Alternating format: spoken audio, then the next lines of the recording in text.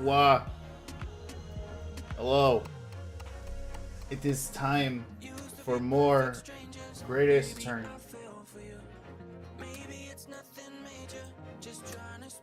Hopefully the YouTube bot wakes up sometime soon.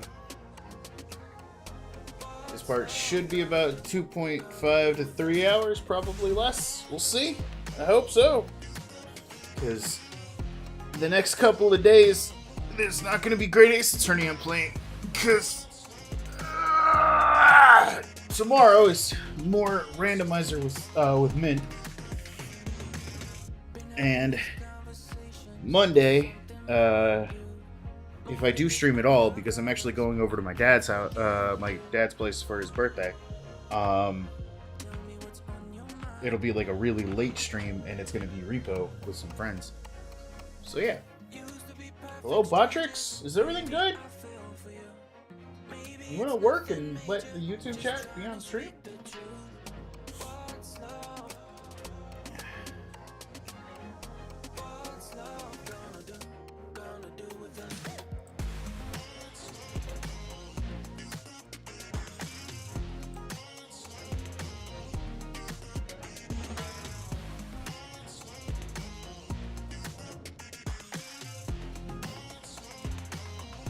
There we go.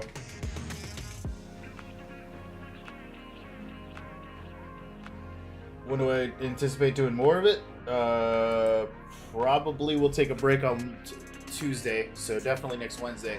Depending on certain things,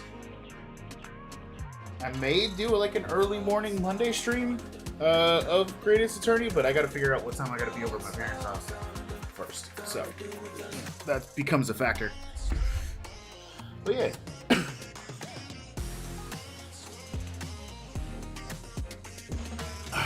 Yeah.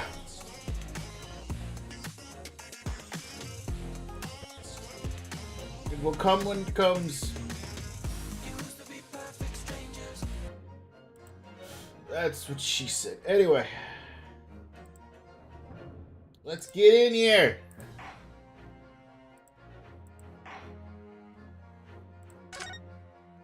Memoirs of a Clouded Kokoro. Boom. Let me know if the game audio is good level and everything. Yeah, the part after this is slightly shorter. That's interesting, because usually it's like case 3s and case 2s and are like long. So it's weird that we're getting a shorter case. Game audio good? Awesome.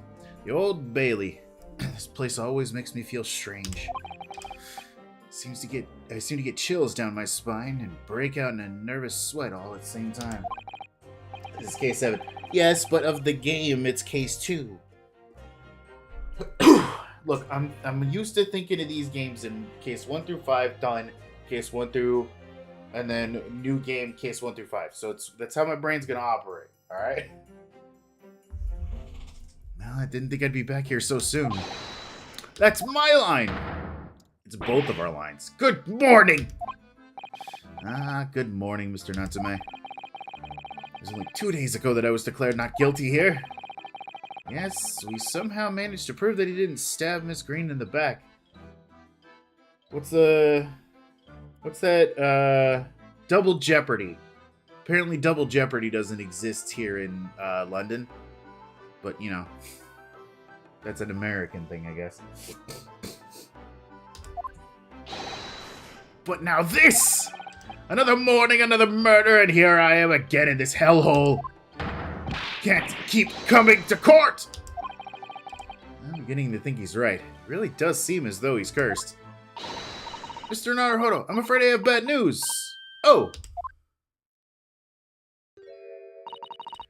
Mr. Natsume, good morning. Yes, morning. So, here we are again. Yes, again. Oh, this is a separate case. Double Jeopardy has nothing to do with it. I get that's right. You can't be charged for the same like the same charge of a thing twice. So it's like, okay, so if you've been proven innocent in the case of murdering this particular person, we can't charge you with it again. That's right. Yeah, I forgot.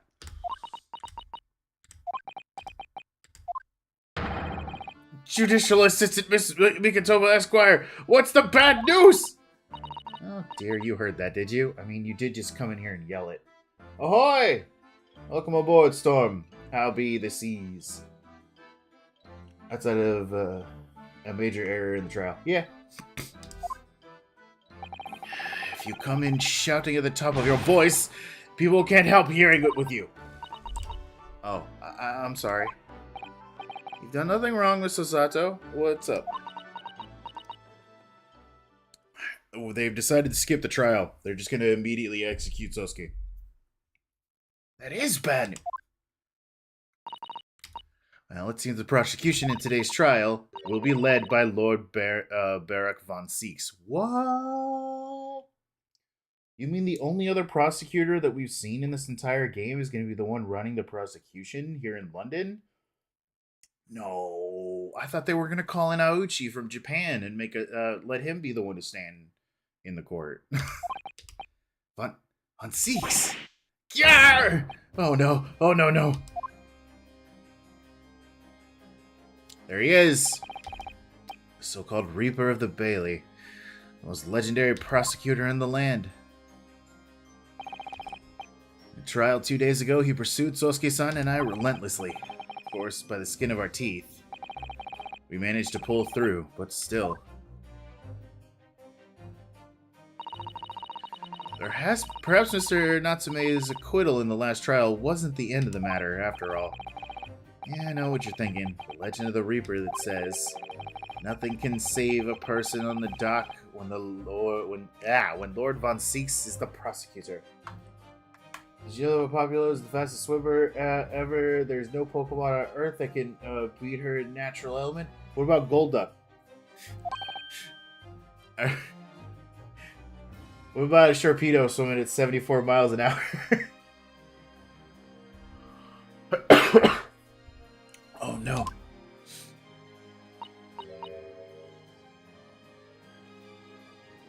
Sorry, I watched a YouTube short today about what the fastest water Pokemon is, and when it comes to swimming, and apparently it's Golduck. When even that person is found guilty, the accused will meet a mysterious end, one way or another. My Popular can swim 40 miles per hour, so that's already slower than Sharpedo.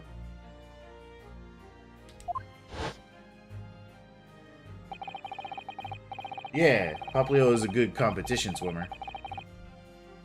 Man, we successfully met the most terrifying end after his acquittal, right here in the Old Bailey.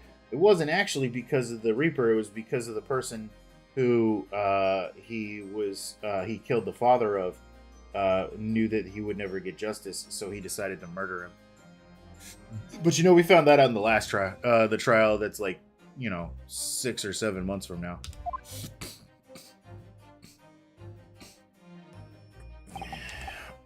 Do I have to put up with those ice-cold eyes boring into my soul again? Yes. Cursed by evil spirits and now by the Reaper. Pair of petrifying perils, potentially. Well, if it's potentially, at least you appear to have hope, Mr. Natsume. Locum student, Mr. Naruhodo Esquire. Yes? I'm innocent. You have to believe me. You more than anyone now. Don't worry. I'll be your steadfast ally every step of the way in this battle. I promise. And this promise is a hard battle, I fear. Promises to be a hard battle, I fear. 2 months. Yeah, 2 months from now we find out who killed him. Well, the trial is scheduled to begin shortly. We should move into the courtroom. Let's go. Oh yes, I forgot to say. I'm afraid he won't be able to make it, Mr. Sholmes. I mean. That's probably for the best. Oh? If he were here, I might be tempted to rely on his help. And that could be seen as a weakness. If Lord Von Seeks were to notice, he'd prey on it mercilessly. At least that's my gut feeling. Mr. Naruhodo.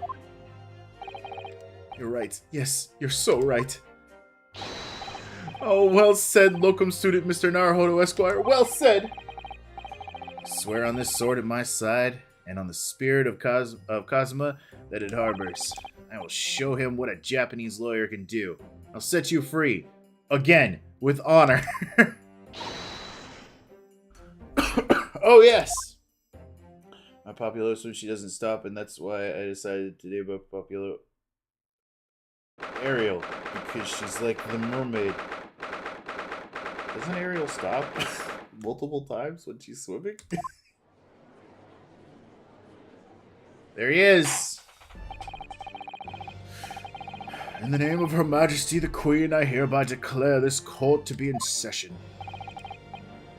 I now call upon the counsel for the prosecution and the defense to declare their willingness to proceed. It's early, I can't read. Prosecution is ready. The defense is ready, my lord. Readiness for the trial, my learned Nipponese friend, is not what the defense needs. What you need is readiness for the inevitable defeat of a Beyblade faster than your Popular.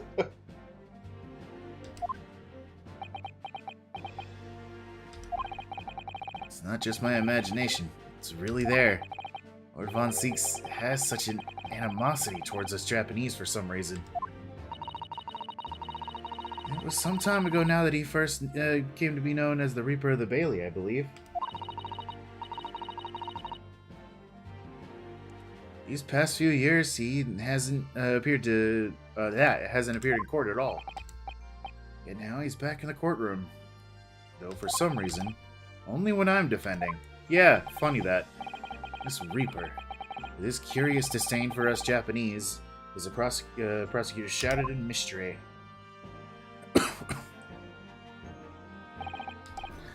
Still, this isn't the time to be pondering that.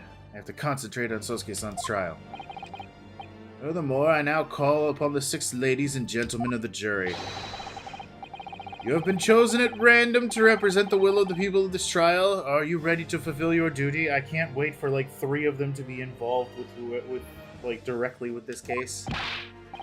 Oh, hey, look, he's here. I'm feeling this Larkin isn't innocent before. I had a feeling, but you were here for his last trial, and you. I must say, I feel especially ruthless on days when my hat refuses to sit right. Well, I'd rather like how you're wearing your hat. I think the ruthless look is very fetching, actually. Oh, she's new. Of course, quick question. What, Beyblade? Will he simp? I need to be somewhere at 10 o'clock. I have a very important meeting. Let's make this quick. And you were here last time. There's literally 1 new juror. I couldn't agree more. I need to take home 5 bob tonight, or the missus will go through the roof. How by the Lord shows us all the light here, and he led his flock to the righteous verdict. The British jury system is so very difficult different to our own, isn't it? Quite extraordinary to think that the power of judgment is in the hands of 6 members of the public, and that the judge can only pass sentence when all jurors are in agreement about the defense's guilty. 6 citizens of London chosen at random, or at least that's the idea. That's what they tell us. Is jury duty ever consecutive days? The only time that jury duty can be a consecutive day is if the trial that you have been selected to be a juror for goes into additional days. You shouldn't be chosen again for another trial literally like 2 days after you've already served. At least that's how it works in the States.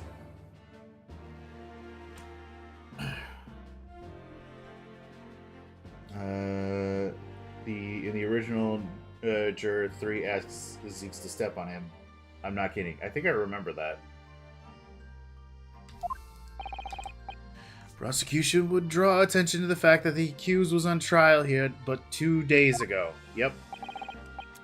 Accordingly, where possible, the same jurors have been asked to return for duty today. That's not how this works. They've already got a bias against him. That's so stupid. Or for him, in all honesty, depending on if they remember how they feel or how the last trial went. Very well, let's commence the trial.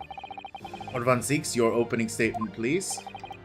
Ladies and gentlemen of the jury, it is not the intent of the prosecution to cast doubt over your past decision. However, the innocent verdict afforded to this erratic Nipponese before has had dire consequences. Not really. Did the accused repent for his wrongdoing in that affair? Far from it. Instead, he used his freedom to perpetrate the most blood-curdling crime, namely that of the attempted murder of his neighboring lodger, an innocent Englishman. To explain the circumstances of the crime, the prosecution calls its first witness to the stand. Me! The detective responsible for investigating the scene and the accused himself. So both of them? Okay. They really shouldn't let him eat in the courtroom. Witnesses, your name and occupation, please. Yes, sir. Tobias Gregson, Detective Inspector in Scotland Yard's Homicide Division. Soseki Natsume, from the Empire of Japan. My government ordered me to come here as a student to study your language and culture. Mr. Natsume. Yes, my lord, sir. I'm quite sure I'm not mistaken that you swore an oath never to set foot in my courtroom again. Yeah, I remember it as if it were literally yesterday. He's eating evidence, yeah. Those potatoes are actually filled with poison. He's just immune to it, so he just keeps eating them. No matter how many times people tell him to stop. Day before, in fact, my lord. But close enough. Oh, believe me, this is the last place I want to be. Inspector, let's hear from you first. Explain the case for the court. Right you are, sir. Also, if you guys see anything funny, maybe make sure to jump over to the Twitch side and clip it. The incident occurred at Gary Dibb's household, where the defendant was lodging. In the ground floor room of the victim, Mr. William Shamspeare. Also, where'd you do that clip before, Raph? Because you said, like, you clip... Yeah. Apparently that becomes a personal clip, because I couldn't find any information about it. So I never got to see the clip that you made. So I guess that's not, like, they haven't really set it up that way on YouTube yet. Like, if you do clip, I guess you gotta upload it or something? I don't know. The night, the defendant had already admitted to visiting the victim on the night in question. Mr. Shamspeare collapsed in his room as a result of poisoning by Streichen. I bet I'll do it on Twitch after the stream. No problem. And you can do it on the Twitch during stream. You can clip whenever you feel like. I thought I sent it to you. Try again. Oh, alrighty. He was. I mean, I'm not blaming you for using the Twitch side. I mean, the Strychnine. Strychnine. I'm not blaming you for using the YouTube side. It's just it doesn't seem like YouTube wants to share that information with the actual like thing it was clipped on, which is just weird. Like if you're gonna copy Twitch with clips, then why not copy it right? He was found the following morning when the landlord, suspecting something was wrong, broke down the door. This means, I presume, that the door to the victim's room was locked at the time of the incident. Correct, my lord. It was locked from the inside, making entry to or exit from the room impossible. Sure. Sweet. Although the victim, Mr. Shamspear, lives to tell the tale, he's very nearly didn't. The man was halfway to heaven when we first found him. I was the first officer on the scene, my lord. I have photographic print here that I took at the time to show how it looked.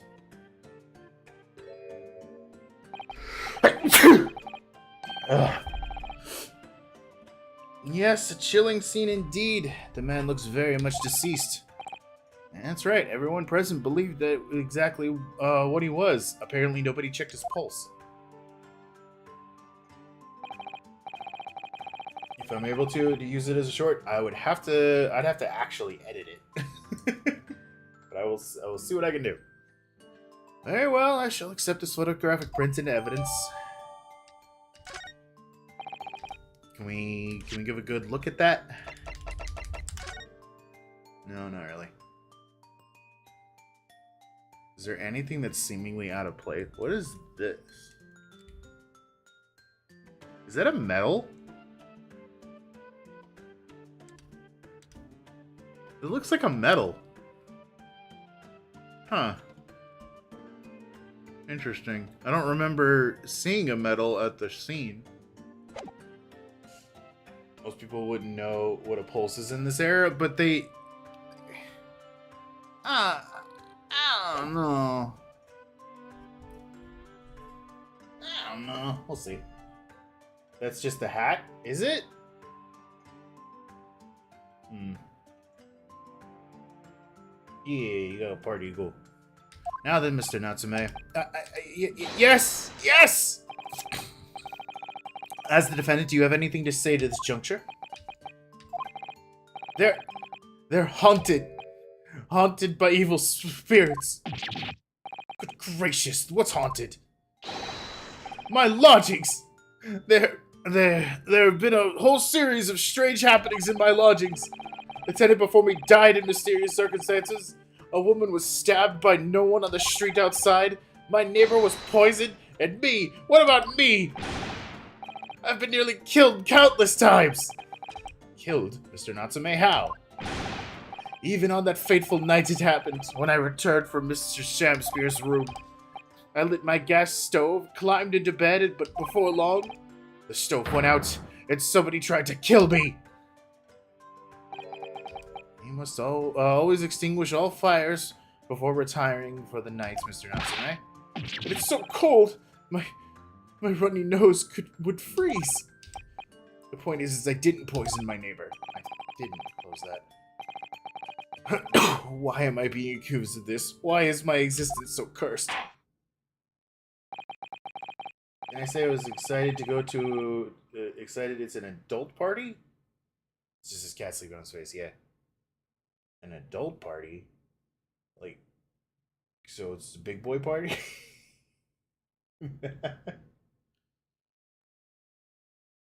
Thank you, witnesses. I believe I have a reasonably clear picture of events.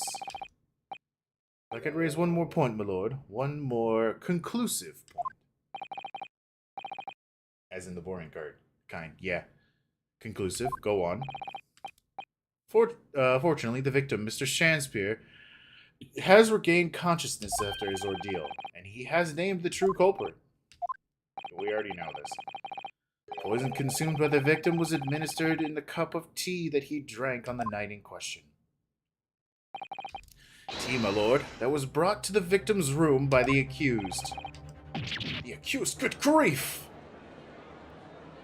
Is it gonna turn out that he was just allergic to whatever tea that was brought in, and that's the reason why he, like, passed out?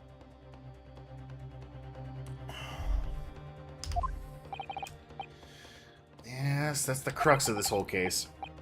Soseki-san is innocent. Then why? Why was the victim, has the victim accused him? Well, Mr. Natsume, what have you to say to this accusation? That evening, yes, I did take some freshly brewed tea with me when I visited Mr. Shamspear's room as a gift.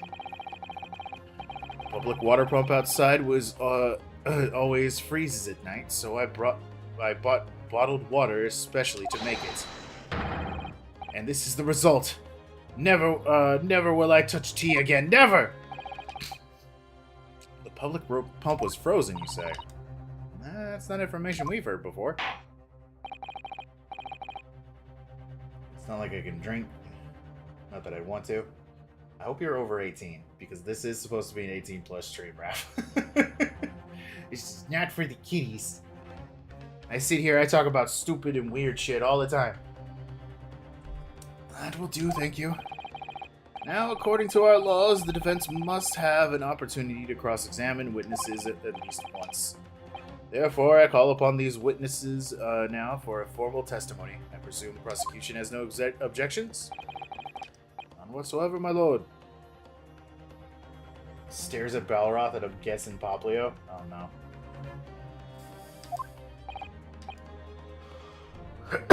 Look, I put up the warning, so if you click the button, that's on you. Nobody can blame me. Good. Then I will give your account of events on the night in question in the court now. Yes, my lord!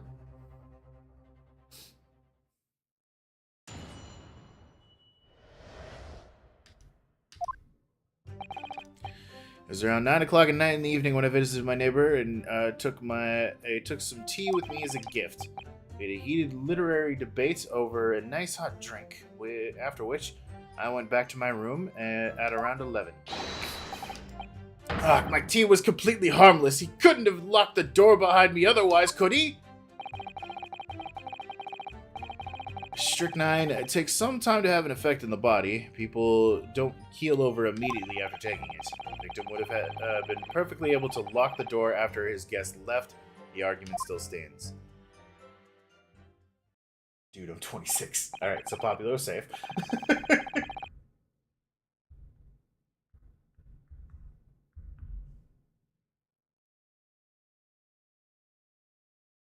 I mean, it's the internet. You can claim whatever age you want to be, I guess.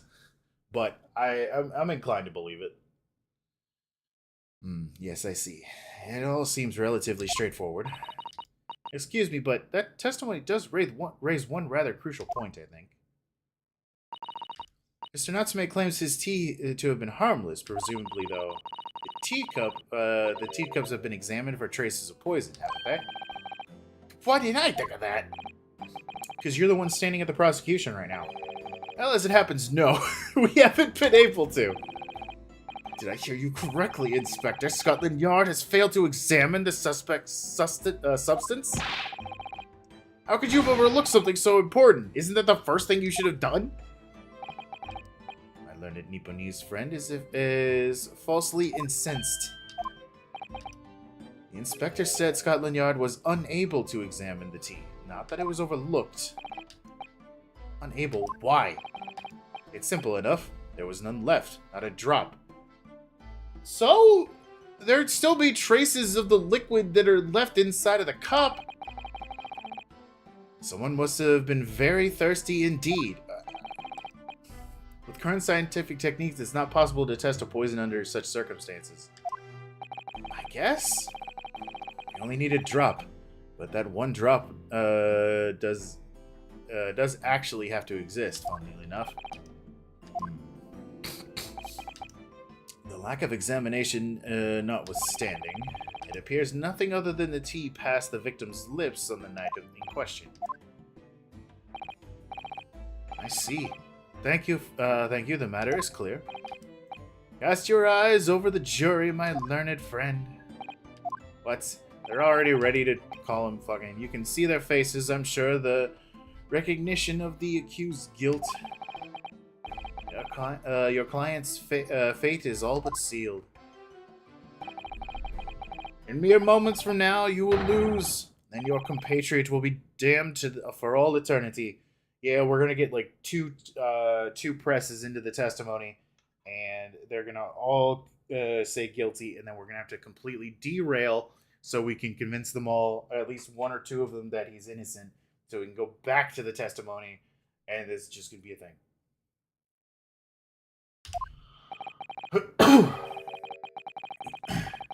Oh, almost birthday, Storm. He's right. I can feel all 6 jurors looking daggers at me. I can't let them beat me down. I won't.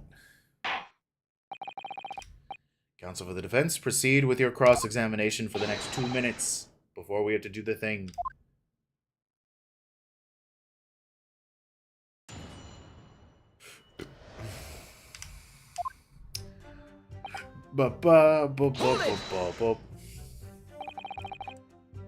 Were you and your neighbor good friends then?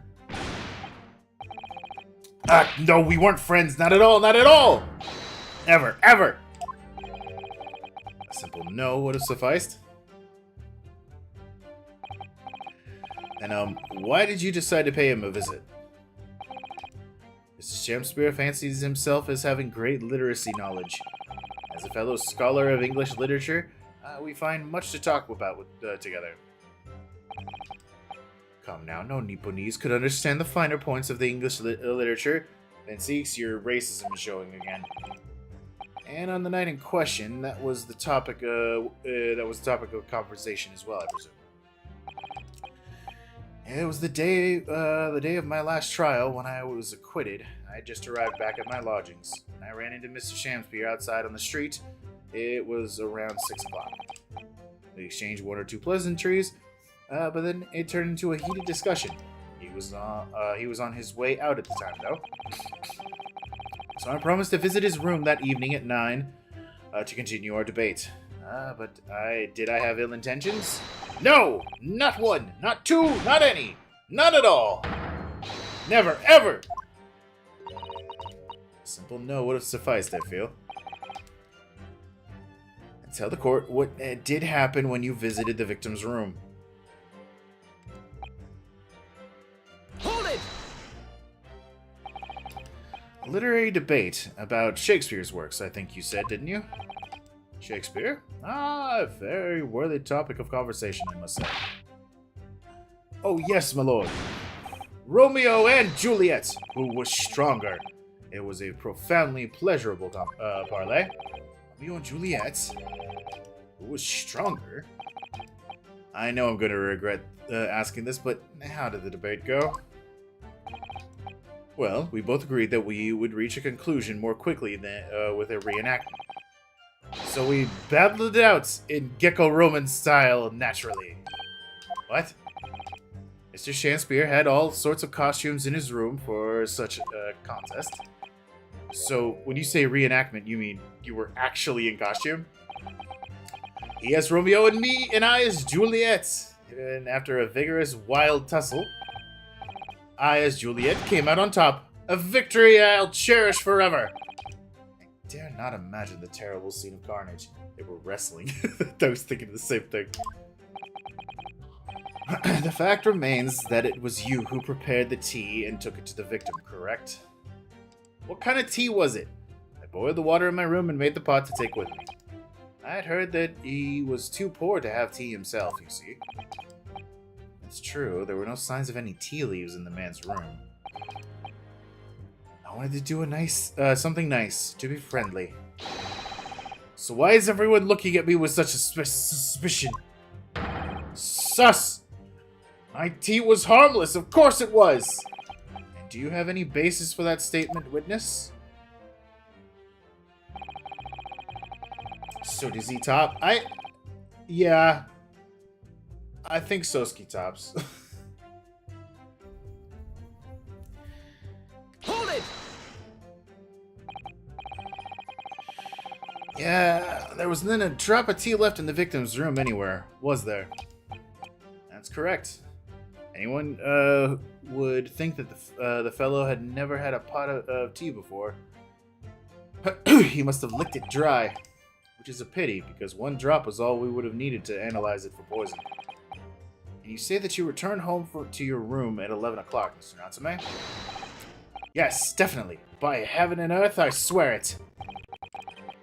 Landlord was able to verify it as it happens. He could confirm the defendant went back into his room at 11 at night. How was the landlord able to attest to this? He said it was the lamps, I believe. The lamps, Inspector? Tenants return to their room and start using gas. The lamp in the other part of the house flicker. Yes, Mr. Gary Depp seems to pay a lot of attention to the coming and goings of his tenants. There's only one key to Mr. Shamspeare's room. I know that for certain. So he must have locked the door himself from the inside his room. The victim has confirmed that that's to be the case, yes. So I'm right. My tea was harmless, completely harmless. If you take poison, you die. Everyone knows that. It's not that simple, I'm afraid. What do you mean? He did leave his books.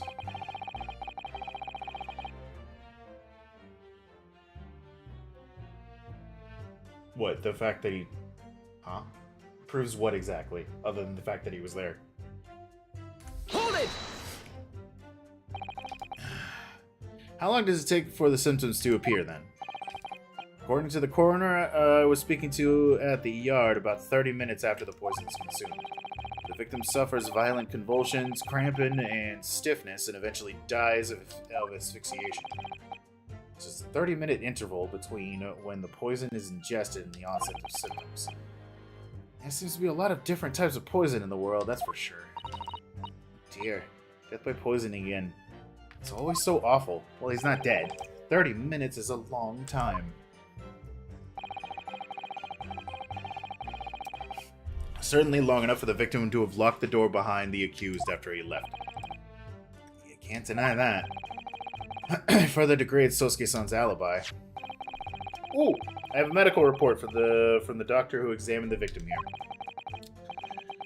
It spells it out. Really, the accused is the only person who could have done it.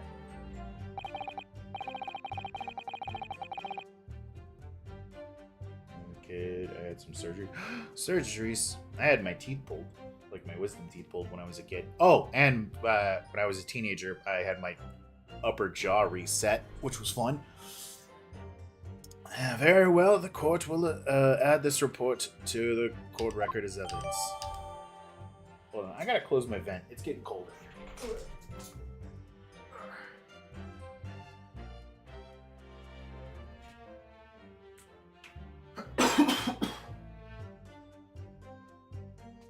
Yeah, there we go.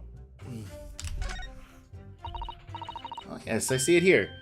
Delayed onset of symptoms. I want to see. William Shakespeare. Cause of coma. Indigestion of a small quantity of strychnine. Toxic effects present 30 minutes after ingestion.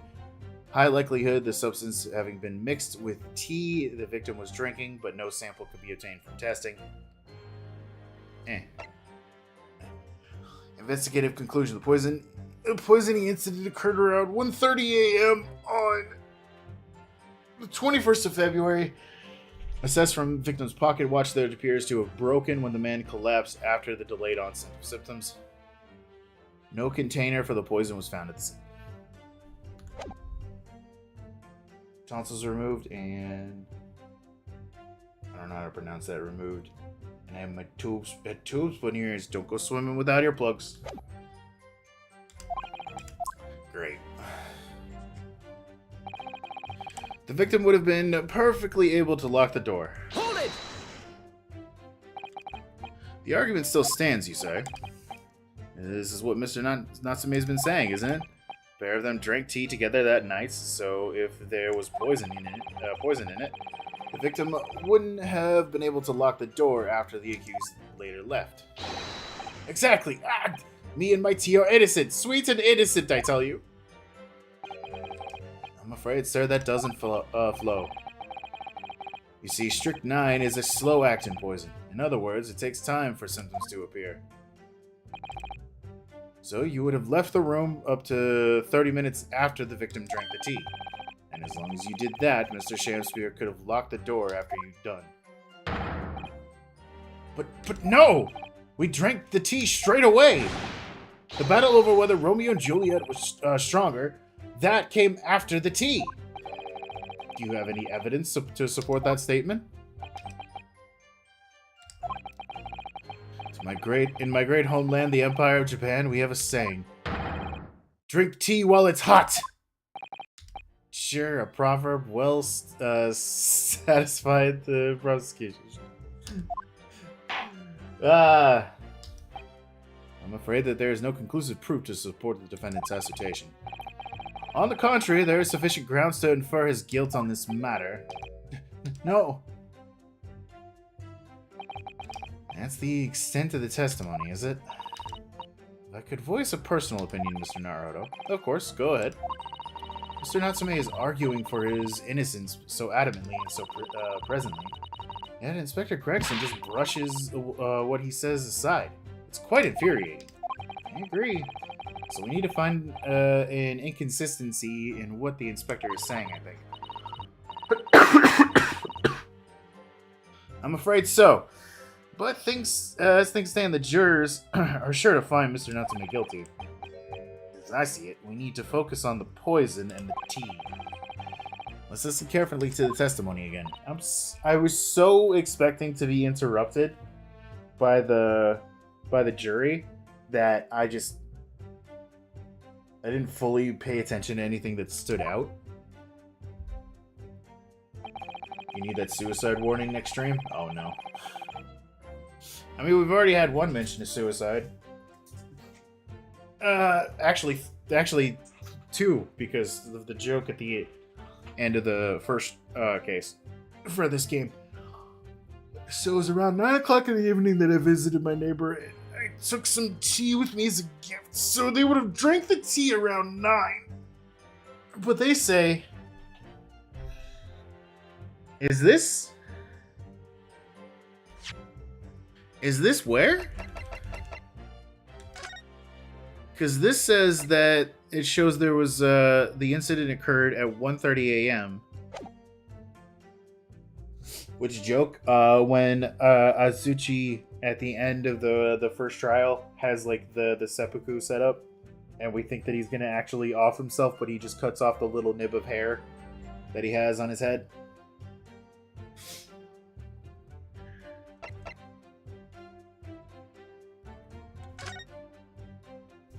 Yeah, that one. We got a ring in here. They really couldn't like just take a small sample of that? I guess that the technology just doesn't exist yet.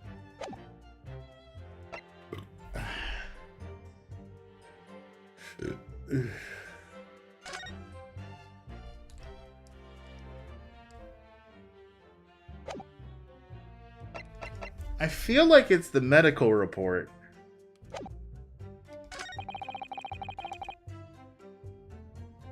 We had a literary debate over a night I saw a drink. Wait. At around 11. So they were drinking at 11. What? Hold it! I didn't mean to. I'm trying to save. I'm gonna try my theory, yeah. I wanna save first, that's all.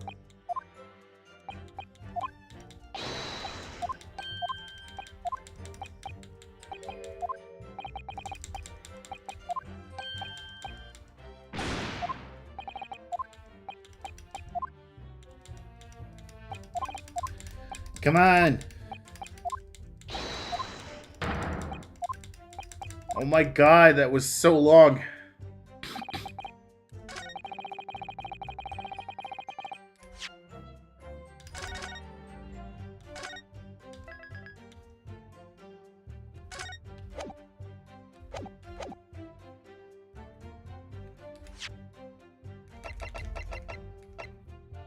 Objection!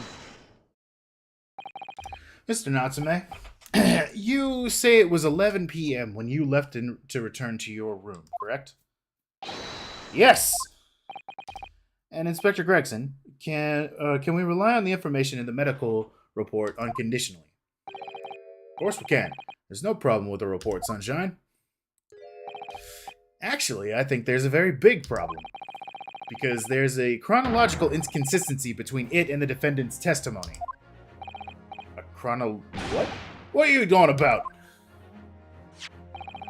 According to this report, the victim must have consumed the poison at around 1:30 in the morning. And yet, The defendant, Mr. Natsume, left the victim's room at 11. Ah! Yes, that's right. There's more than 2 hours of missing time there. In other words, if there was poison in the tea that Mr. Natsume brought to the victim's room, how could the victim have fallen ill to it 2.5 full hours after the defendant left? Whoa! Why did they both freak out? The defense's argument is entirely reasonable. How do you respond, Mr. Van Zieks? Lord Van Zieks? It's time for the pour and the throw and the drink.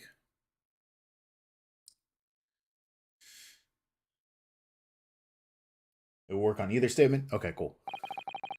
Pray forgive the discourtesy of my mind if my mind has wandered. I was considering what cuisine would best complement the contents of my hallowed chalice this luncheon. How could it have happened, you ask? Oh, I do hate to shatter illusions, but my Nipponese friend appears to be chasing a phantom idea. A phantom? We're going off of what information we got. Is it so hard to imagine that the victim drank his tea after the accused had left? For example, at the time stated in the medical report, yes, around half an hour. Mr. Natsume brought the tea with him to drink together with his neighbor. And in Japan, there's a well-known saying. Drink tea while it's hot. Objection! And in my country, there's a more apt saying. There is nothing more refreshing than cold tea. That sounds so anti-London, I don't know what to believe. I know British people would fucking, like, just go up in arms if they found out about, like, let's say, oh, I don't know, Americans' iced tea habits. The point is that it's such a long gap. There may be other ways to explain how the victim came to be poisoned. Other possibilities. And what sort of possibilities, Counsel? Insert the iced tea tumbler post. That's the exact post I was thinking about. Well, for example, the man could have had another visitor. Another visitor? It's a very bold assertion, my learned friend, from someone who has nothing to substantiate it. Or the victim could have taken the poison of his own volition. You're suggesting that this may have been a suicide, Counsel? Objection! Mr. Shamspeare has categorically denied suicide. The idea can and must be discounted. Objection! Truly a heritage post. No, his slap. But he could be lying.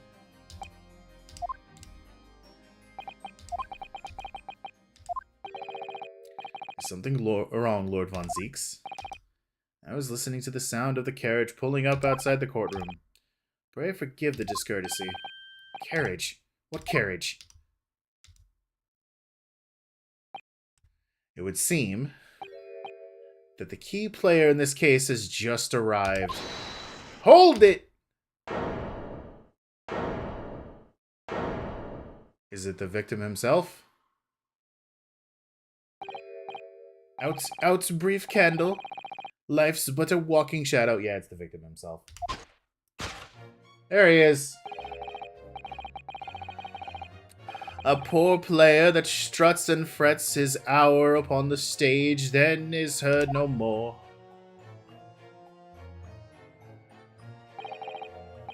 It is a tale told by an idiot, full of sound and fury, signifying nothing.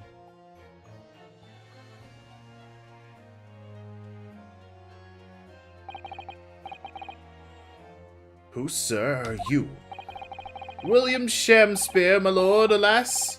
'Twas I undone by these bitter events. I am the victim. What's he doing here?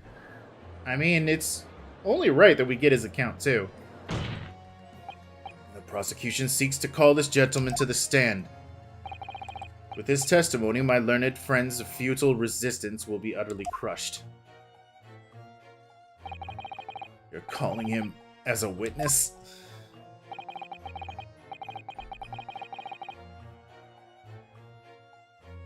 Very well, Counsel. I grant your request with interest. I'm curious to discover what the court shall hear from the victim himself.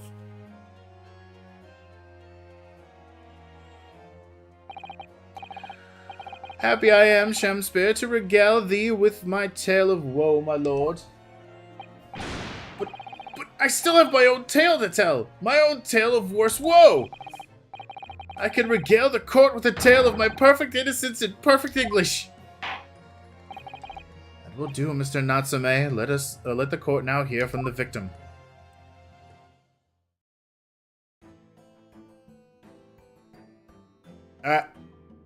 Hello? Alright, so that's what Mr. Shamspear. But who's the other man beside him? Popeye. Yes, I feel that we've caught a glimpse of that man before. State your name and occupations for the court, please, witnesses. A writer of words so sweet they do scent the breeze, an inventor of ideas so profound they compose the earth. The unrivaled poet and unmatched scribe William Shakespeare. Were the great Bob to be recalled to life anew, lo, what a magnificent man! Good fellows, I am he who would ponder such a miracle. William Shakespeare.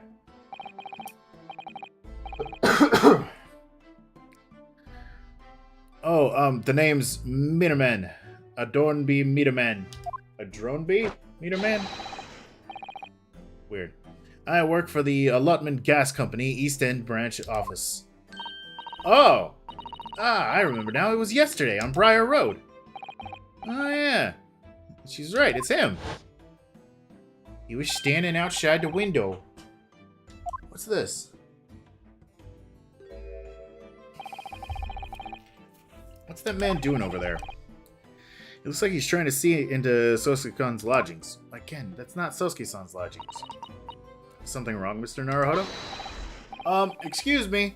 Could we have a word? Ah! Ah! He dabbed and ran away, sir.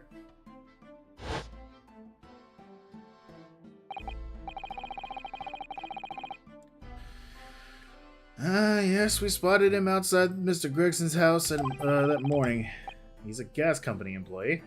What does that have to do with this case? So, Mr. William Shamspear, you are the victim in this miserable affair, correct? Oh heavens, oh hell. Do you command me to remember that sweet poison that didst crossed me and crossed mine innocent lips? I subpoenaed him for the trial, with his doctor's permission, naturally. Hearing the testimony of the aggrieved will remove any room for doubt from the juror's mind, I'm sure. Behold, you have only to rearrange the letters of my name to see that me's a seraph, an angel indeed. Thus be I noble of mind, sweet of nature, and verily honest of heart, as all heavenly angels be. Because there isn't a less contrived meaning in your name. No, not at all. And the jurors seem to be very moved by this man, I'm afraid. And they're actually taking his seraph anagram idea seriously. Have you ever heard Von Meter Monster? It's a cryptid. I don't think so. I don't keep up with cryptids. Thank you, witnesses, for your illuminating introductions. But, my lord, what's the man next to Mr. Shamspear doing here? The gas man, I mean. Ah, what? Me? Well, now. Allow me to enlighten my learned friend. I recall, or you recall, presume, your earlier impertinence, when you suggested that the victim had another visitor to his room in the night in question. And moreover, that the victim is a compulsive liar. What? No, I didn't quite say that. This young chin-stroker is here to controvert your wild claims conclusively. Is that not so, Mr. Meterman? Hang on, no! I'm just here. I hereby call for your formal testimonies. You will tell the court as lucidly as possible what happened on the night in question. Off. Sorry, I was getting a spam call. One may smile and be a villain. Yes, it doth pain me, but till the truth be spoken, the truth of that wintry night of my discontent. I like my chin. It feels good. I wish I could do a Popeye impression, but I haven't listened to him in a long time. The snow lay about. My neighbor did cometh in the evening, bearing a gift of tea. But merry bitter was his drink, and when he left I did fall prostrate on my table. 'Twas the tea alone did pass my lips at that late hour, naught else. I was outside this bloke's window in the freezing cold all night, keeping an eye on his room. No one else visited his room but that short little round-backed Eastern fella. Well, isn't that just the most conclusive and concise thing that I've ever heard? I'm sure that there's no holes that I can poke in that. Oh, wait, they were in there for hours! Wait, what did you say? You were keeping an eye on Mr. Shamspeare's room all night? That's right. Of course, the bloke's window is all blocked up, isn't it? But there's a little gap in the bricks where you can see into the room. So I spent the night trying to keep my teeth from chattering as I peered on through in that. Why? He's a voyeur. Ah! Well, now that's because he's on my list. My list of people that I'd like to watch. I mean, guest list. What a piece of work is a man. Wherefore wouldst thou not stare in wonderment? What are you talking about? This buzzing busybody hath not part in this play. I pray thee, pay him no heed. Make no more ado about his tedious words. Then he shouldn't be on the witness stand. What'd you say about me? Calm yourself. This court is concerned with what happened on the night in question. Nothing more. Indeed, that is so. And as the testimony we have just heard clearly reveals, there was no one other than the accused present at the time who could have carried out this crime. Blah, blah, blah, blah, blah. Let's call him guilty. Blah, blah, blah, blah, blah. Cross-examination. Blah, blah, blah, blah, blah. Well, I believe this may be the final testimony of the trial.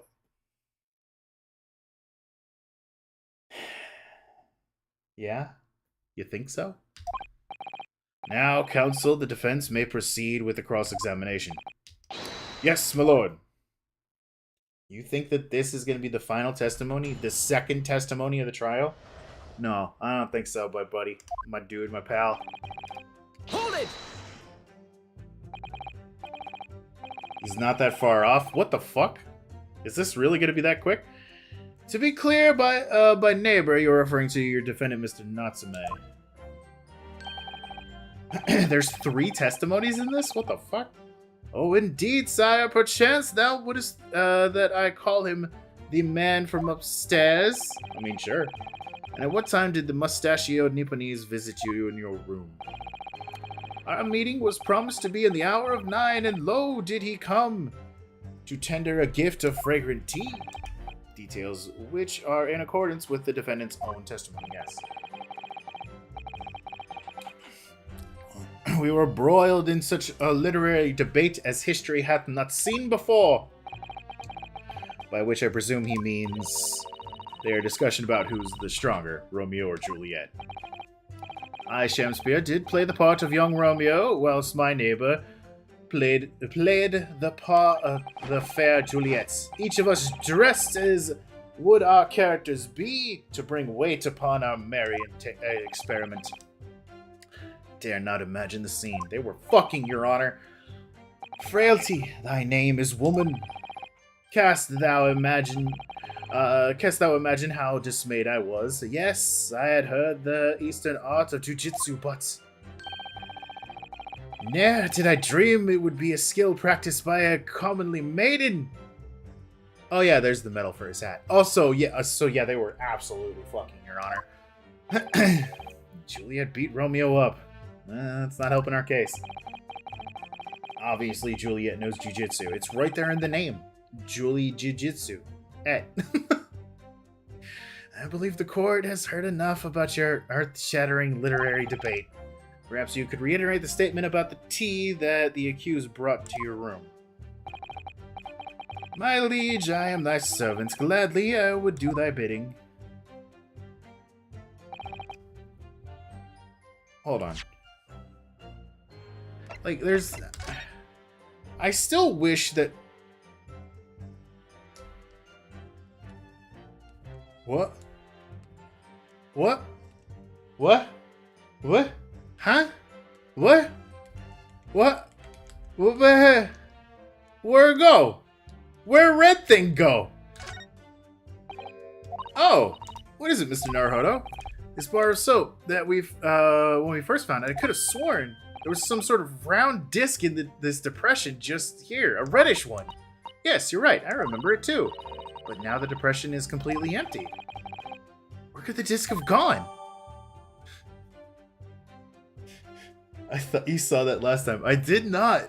I mean, I saw the red thing, but I never examined it again. Was that poison? Was there poison in the soap? Was there soap poison? Was there poison in the soap and it dissolved?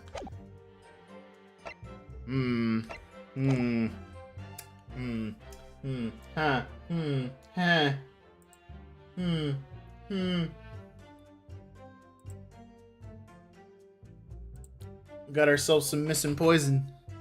Hold it! Let's stop you there. Mr. Natsume left your room at 11 o'clock, but it wasn't until after 2 that the poison made you collapse. That amount no more than 3 hours of missing time. That amounts to no more than 3 hours of missing time. Don't you wiggle your way out of this. And if the defendant had really put the poison in your tea, that 3-hour window of time is something you're going to have to explain. Gladly. 'Tis an easy task. What? Yes, because soap can dissolve solid objects, as we all well know. Well, it may not have been so solid. It might have been, like, you know, sort of gelatinous in some sense. Like, you gotta remember where we found that, like, that block of soap. It was on a windowsill, out in the freezing cold. So if it was, like, a frozen content of the disc, it could have easily melted and then just kind of evaporated or whatever. I'm just saying. I did drink the tea not while my guest did his tarry, but after he took leave of me. Faith, it was stone cold, but in 1 hour post midnight, verily, were my lips parched. So soap dissolves Jello? No, I mean, like, we've kept it in a warmer place than where we found it, so the stuff could have melted. I don't know, man. That doesn't sound normal. Nay, 'tis quite ordinary, sire. After all, thou wouldst recall our fiery debate. Amidst such argument, there would be no time for fiery tea. Romeo and Juliet again. Who was stronger? Mr. Shamspeare, in summary, allow me to confirm. Did you not come here with the intention of naming your attacker? But of course, my liege. 'Twas the stooped lover of words did attempt to shuffle me off this mortal coil. We all know what that means. Hold it! So, you didn't have any kind of evening meal, dinner, supper? Ha! Fie on luxury, luxury on gluttony, fie on gluttony. To eat thrice daily is but a waste of time. Sorry. Would that my belly were full, no more oft than the sun doth rise. What is this? Well, most heroic eating habits, I must say. Night and day I do fill my hours with learned study of the great bard and playwright. Hence it is that there doth not in my chamber be in a costume of mine art. What? That would appear to be the case, as even a rodent was found starved to death in your room. Oh no. Now that I think of it, it's not just food that was conspicuously missing from this room, was it? I don't recall seeing a single play or script either. For I have devoured them all. You've eaten them? Every word be written within my skull. Didst thou imagine otherwise? Right, that wasn't misleading at all. Now, could you turn around, do you think? Which brings us to the conclusion that the only way the poison could have passed the victim's lips is in the tea. Ha.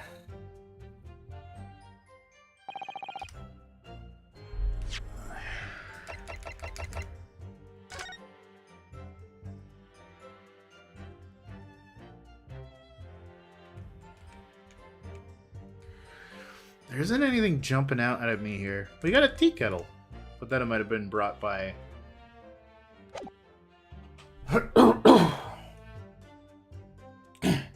Yeah, it's been doing that. Every time I get up a little bit, it always goes back down because followers are leaving. I don't know. It's getting to the point where I'm just gonna give up and not care anymore. I don't know. I thought I would be at 300 by now, but apparently nobody wants to be. I was outside this bloke's window in the freezing cold. Hold it!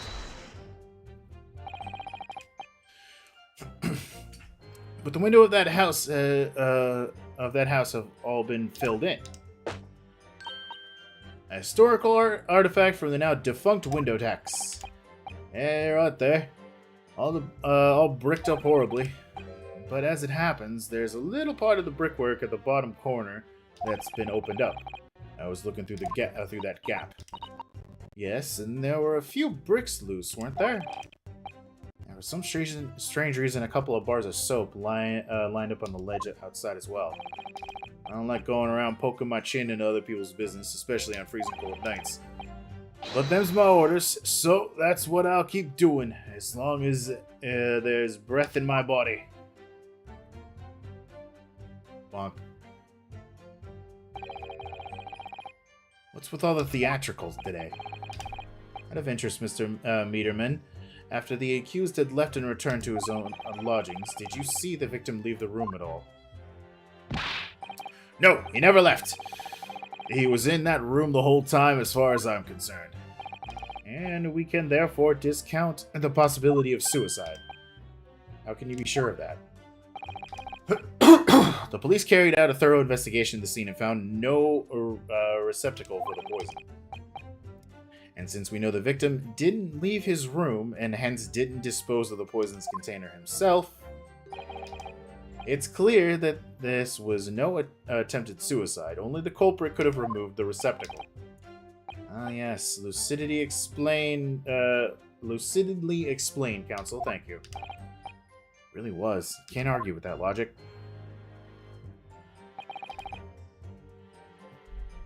Hold it! You say a short-rounded, round-backed Eastern fellow, so you can't be sure it was the defendant. Objection! How many other short-rounded back Nepalese with a mustache do you think there are in London?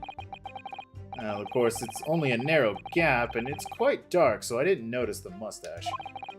But he showed up around 9, so I'm pretty sure of myself.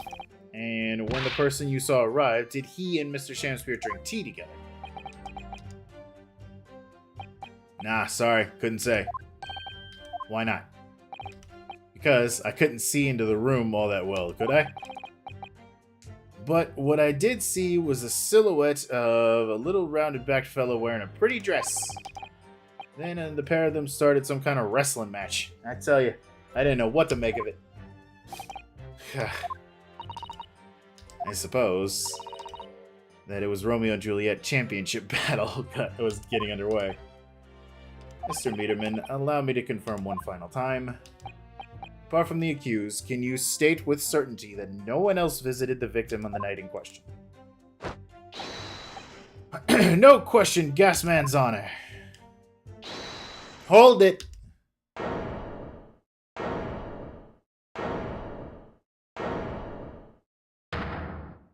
There it is. My lord! Goodness me. Yes, Mr. Foreman. Are you ready for everyone to go into the accused, and therefore we need to go into the cross-examination, whatever it was called. I've kept my mouth shut and listened up till now, but this has gone on long enough. Are all of you with me? Yes! Are we to understand that you, ladies and gentlemen of the jury, are in agreement with one another? That you've reached a unanimous decision? Too right we have. Are you all with me? Yes! Wait, no, the defense is in the middle of... To be honest, I was holding out a bit of hope for you, young man. Especially after you identified those few hours that the fellow accused leaving the victim's room. Yes, the 3 missing hours, as you put it. But in the end, what difference do they make? None as far as I can see. And since it's not now apparent, there really is no reason to delay our decision any longer. Like I was saying before, if I don't take 5 Bob home with me tonight, the missus will blow her top. Huh? What's that? Sorry, I didn't quite catch what you said.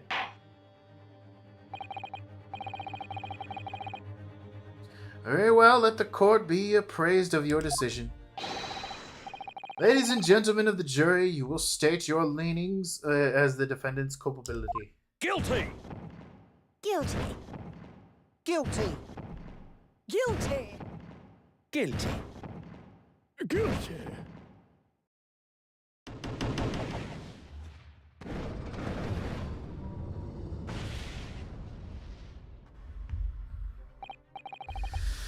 All of you? Ryunosuke, this is like the 3rd time chronologically that you've had this happen, man.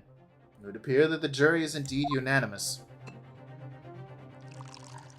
He's going to call the jury smart, and then when we inevitably turn a couple of you, he's going to call them stupid. So this time, at least, it seems the jury will be done. The justice will be done. All's well that ends well, as they say. This calls for a toast, I feel. To the guilty being punished. What?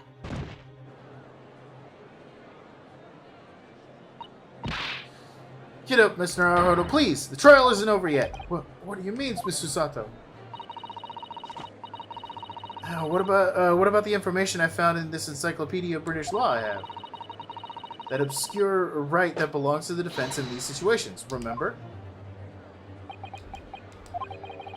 A summation examination. Yes, that's right. We don't have a jury in Japanese court, of course. But here in the British Court of Law, we can reverse the decision of the majority of the jury. We can force the trial to continue. This trial can't end now.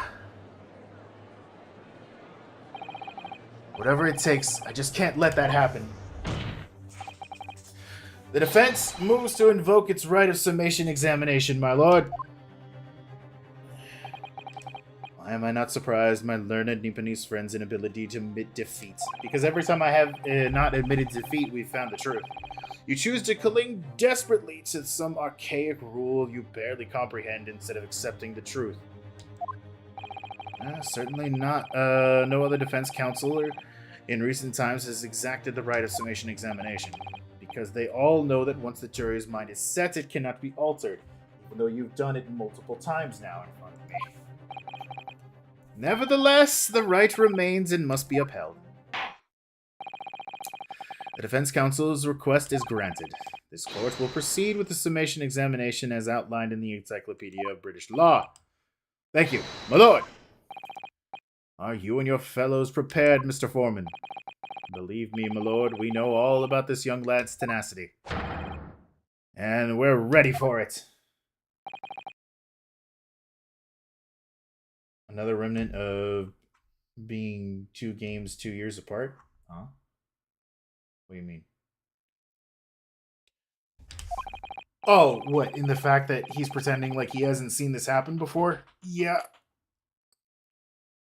Even though, like, literally 2 days ago he saw it, and then, like, less than, like, a couple of weeks before that he saw it happen then too.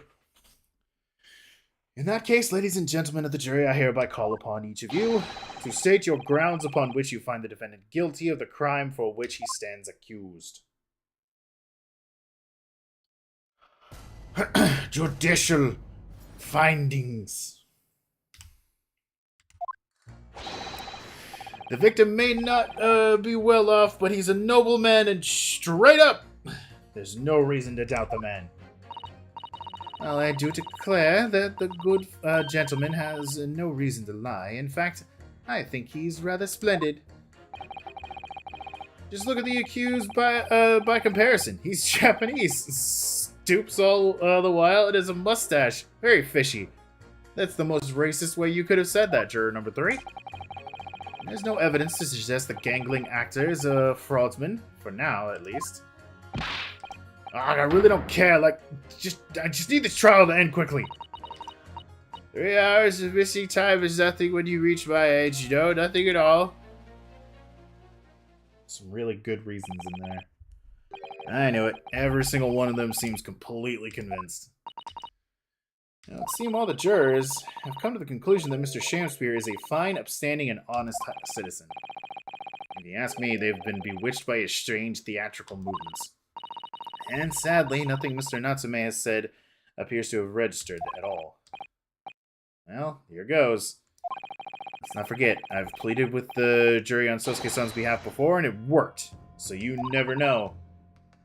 Before we begin, it might be an idea for me to remind you exactly how the summation examination works. Oh, well, can I say no?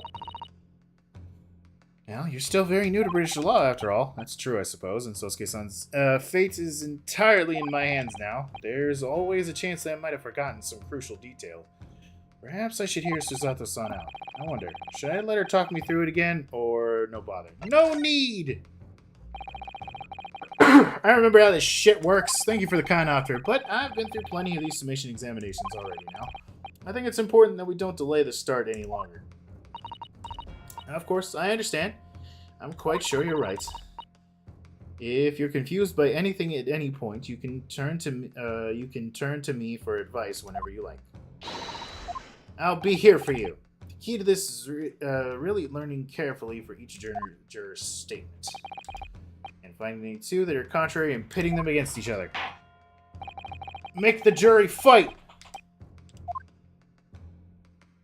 Man, I am fucking stiff today. Yes, my lord. My entire body is just seizing up. Well,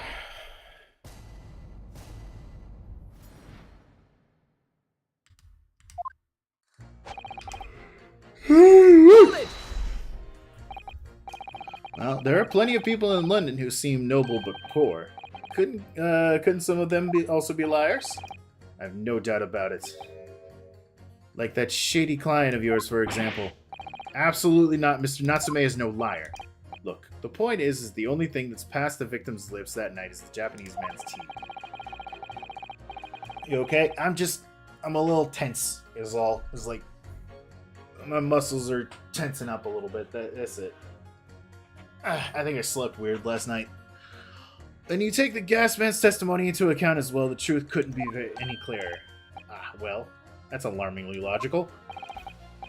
But let me be frank here. I'm a gentleman, with a gentleman's values.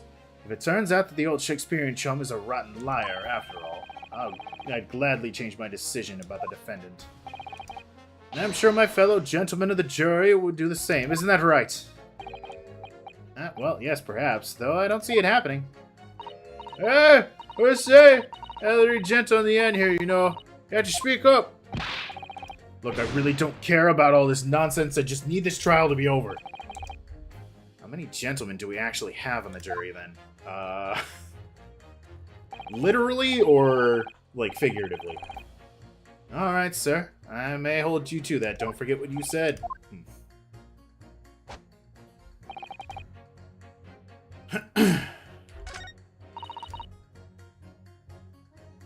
Hold it! I hate muscle pain? Yeah.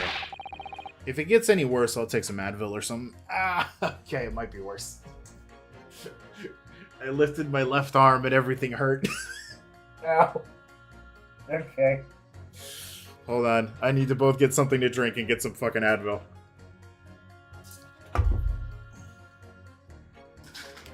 Ah.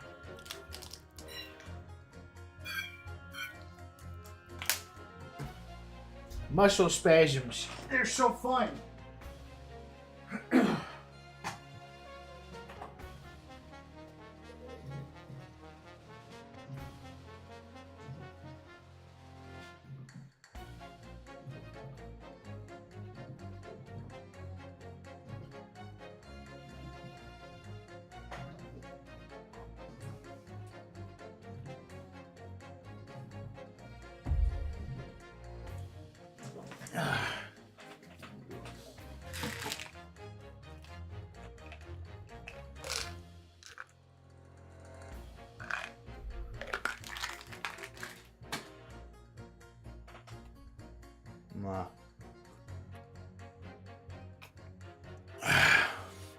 Alright.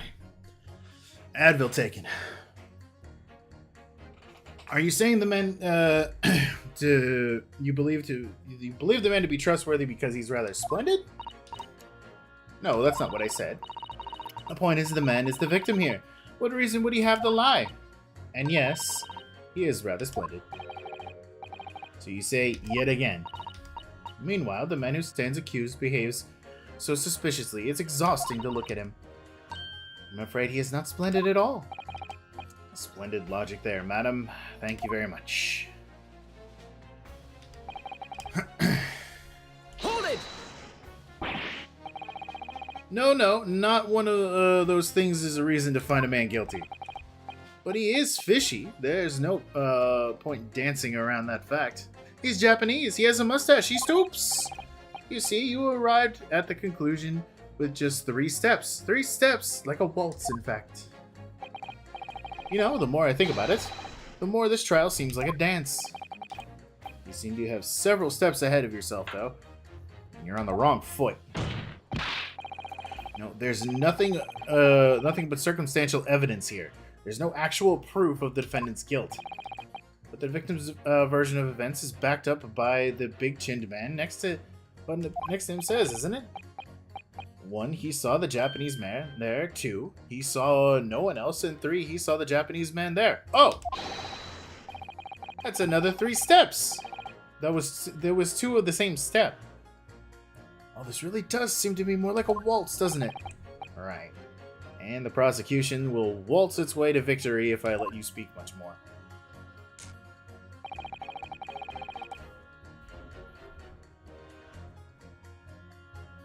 Do we actually have evidence that he's a fraud?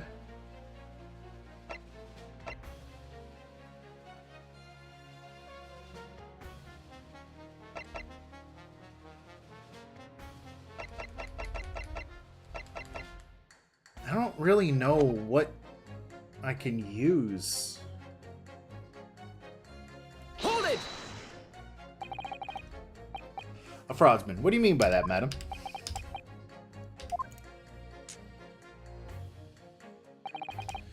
It's really the most, it really is the most tiresome problem in this, for the company. Most irritating. We can be absolutely certain that a customer is stealing from us, but without hard evidence, we can't even threaten to take action for fear of being sued.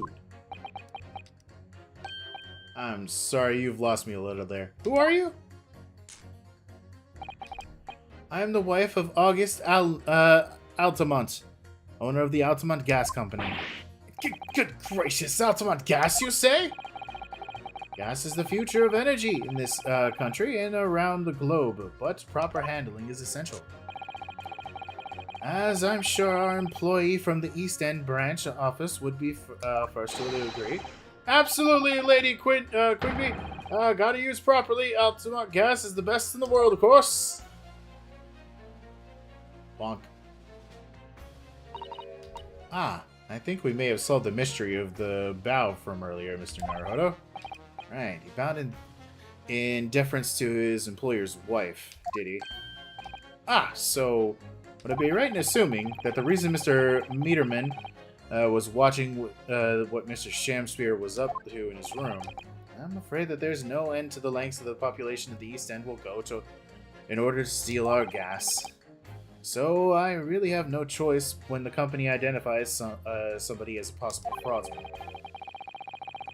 But to dispatch a worker to watch the suspects day and night. We're very thorough in our investigations. So you mean Mr. Shakespeare is?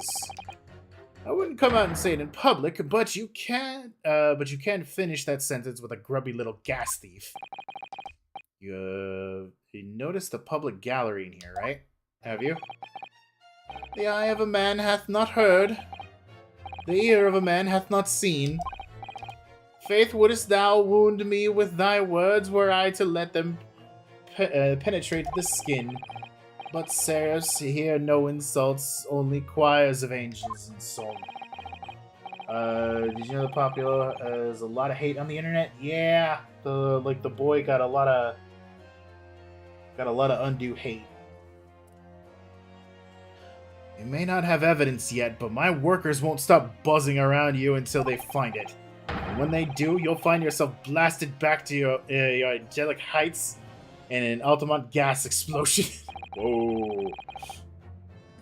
It was the least popular starter of the generation. I mean, to be fair, we had the little owl right there, and he became the major focus of everyone. Welcome back, Raph. So Mr. Shakespeare has been stealing gas. I wonder, juror number 4, if you wouldn't mind adding that information to your statement. My pleasure. Was it the bit about ripping the thief apart you enjoyed? A little before the part of abject violence, if it's not too much trouble. Yes, of course. This could be it. This could shift the balance. The victim puts on a fine performance, but in reality, he's a common thief. Okay, so now the question is... There's no reason to lie, in fact. Okay. If you show me that the victim's a liar, I'll reconsider my position. I feel like I can work against either of them, to be honest. I'd have to build 2 margarita dispensers. 2 of them! Did you put salt on the rim? Are we wasting away in Margaritaville?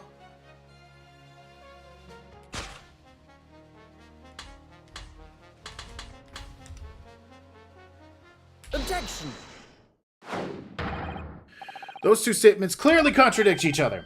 Good gracious! To whose statements do you refer, counsel? Juror number 1? What are you yelling about, lad? I presume that you heard juror number 4's statements made by the wife of the owner of the Altamont Gas. Queen Bee! Got it. Queen Bee. Well, yes. The victim, who you claim to be a noble, straight-up man, in fact turns out to be a common thief. So the good lady says, but there's no evidence, is there? You and I both heard them as much. It's true, we don't have evidence as such just yet. But the claims aren't baseless, you know. What? You heard me. Seeing as his operation has already been compromised, I would suggest that the court hears testimony from our East End branch office employer over there.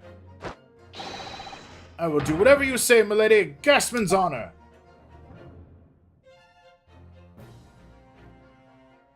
Pretty short summation. Do we only have to turn 2 people? Juror number 1, you say you're a man of your word.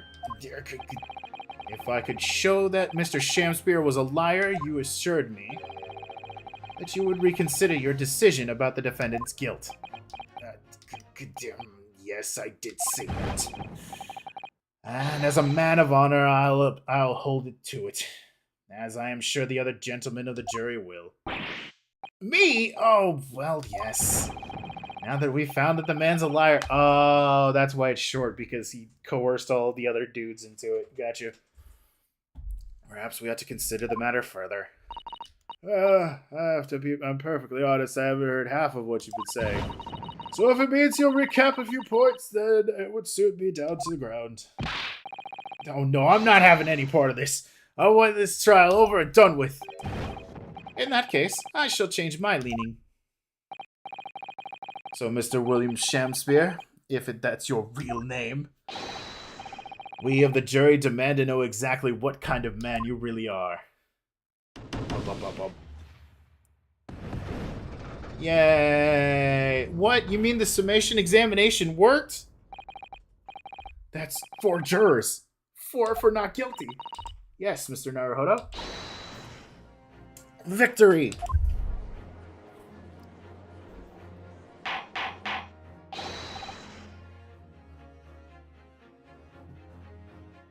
Wait, huh? Order! Well, this is extremely extraordinary, I must say. As a result of the defense's summation examination, the jury's leaning has changed. Now only 2 jurors say guilty, whilst 4 say not guilty. I therefore declare this court to be in a state of discord, and order the trial to continue. What do you know? It worked. God damn it. I thought if I said it wouldn't work, it wouldn't work. Fuck! You spoiled the bouquet, Mr. Shamspeare. The ladies and gentlemen of the jury now find that they are unable to trust you, the victim. But you gods will give us some faults to make us men. So God mend me, I do swear.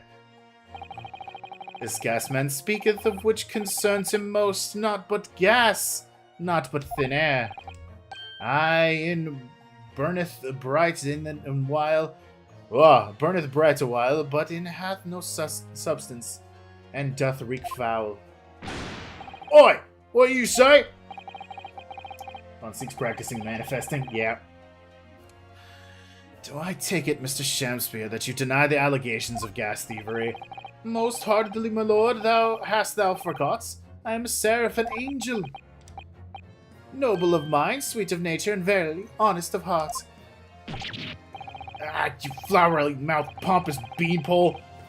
Just because I haven't got any evidence yet. Mr. Shamspeare, if in fact you are not noble of mind, sweet of nature, and honest of heart, if you are a liar, then your testimony should have no sway in this courtroom. It is my considered opinion that at the present time no other possible culprit of this crime can be identified. All testimony heard by the court thus far heavily implicates the defendant. In short, it would not be reasonable at this stage for me to rule on this case. Oh no. However, in the light of the fact that the jury has expressed concerns of the fidelity of this witness, I believe it would be inappropriate for this court not to pursue this one further. No, Your Honor! Say guilty! I assure you, my lord, that this would be a waste of the court's time. The gas in this case are unrelated. Juror number 4. Yes? Didn't you say before that although you had no hard evidence to prove that this man has been stealing gas, that you have strong grounds for suspecting him? That's right, we do. Don't we, worker? Absolutely, Lord Quimby, Gasman's honor. Very well then, we will hear your testimony now. You will tell the court precisely why you believe the victim, Mr. William Shamspeare, has been stealing gas. Yes, my lord, it'll be my pleasure. And, Gasman, if I may, my lord. Go ahead, madam. This worker's testimony may have significant bearing on the good name of my husband's company. Therefore, I should like to take the stand alongside him. I had a feeling that she was gonna she was gonna come down from the jury chair. And, in a supervisory role, if you wouldn't mind. Woohoo! Oh yeah! Sweetest honey! Yeah! Very well. As an exception, I shall honor your request.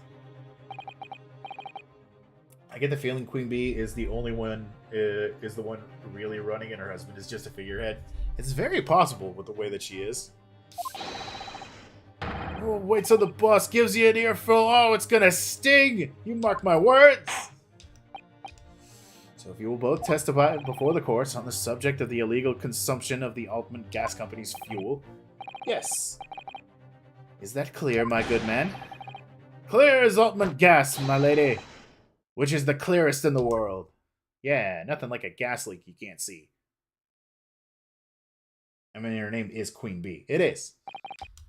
Do you think gas has gone to his head, Mr. Sato?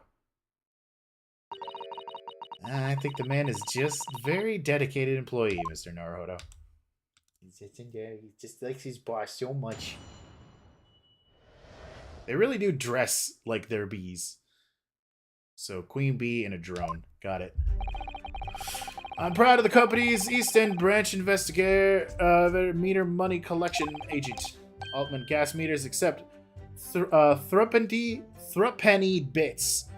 Each coin given customers about 2 hours of gorgeous gas. And yet the meter at Mr. Shamspeare's room doesn't have a single coin in it. The meter doesn't appear to have been tampered with, though, and the collection agent has the only key. Somehow he's using all the flaming gas he wants without paying a penny. If that's not thieving, what is? It's really impressive. 3 pence. Oh, thruppence. 3 pence, that's right. 'Twasn't a tuppence? Was a thruppence. Pray forgive the discourtesy. The irrelevance of this testimony caused me to turn to my hallowed chalice. What do you mean by that remark, Lord Van Zeeks? Did the Mustachio's Niponese poison the gangling excuse of an actor, or didn't he? That is all that should be concerned of this court, and yet now we have to listen to this abhorrence. Clearly, that separates the vast British Empire and your Eastern Island nation as more than geographical difference. Tosses the thruppence down the hole. No! We just got that. But this could turn out to be crucial testimony. The cross-examination must go ahead. Ah! My leg! Do what you will. Lord Von Zeeks appears to be in a violent mood. Yes, he does. An attempted poisoning and an incident of gas theft with no supporting evidence.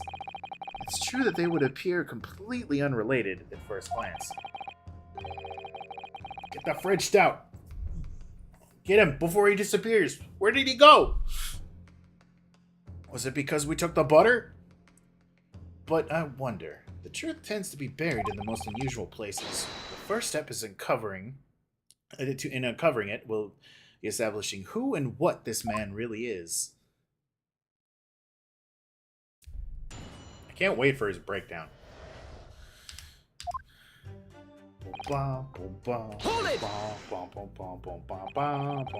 So does this mean that you enter people's houses in order to empty their gas meters?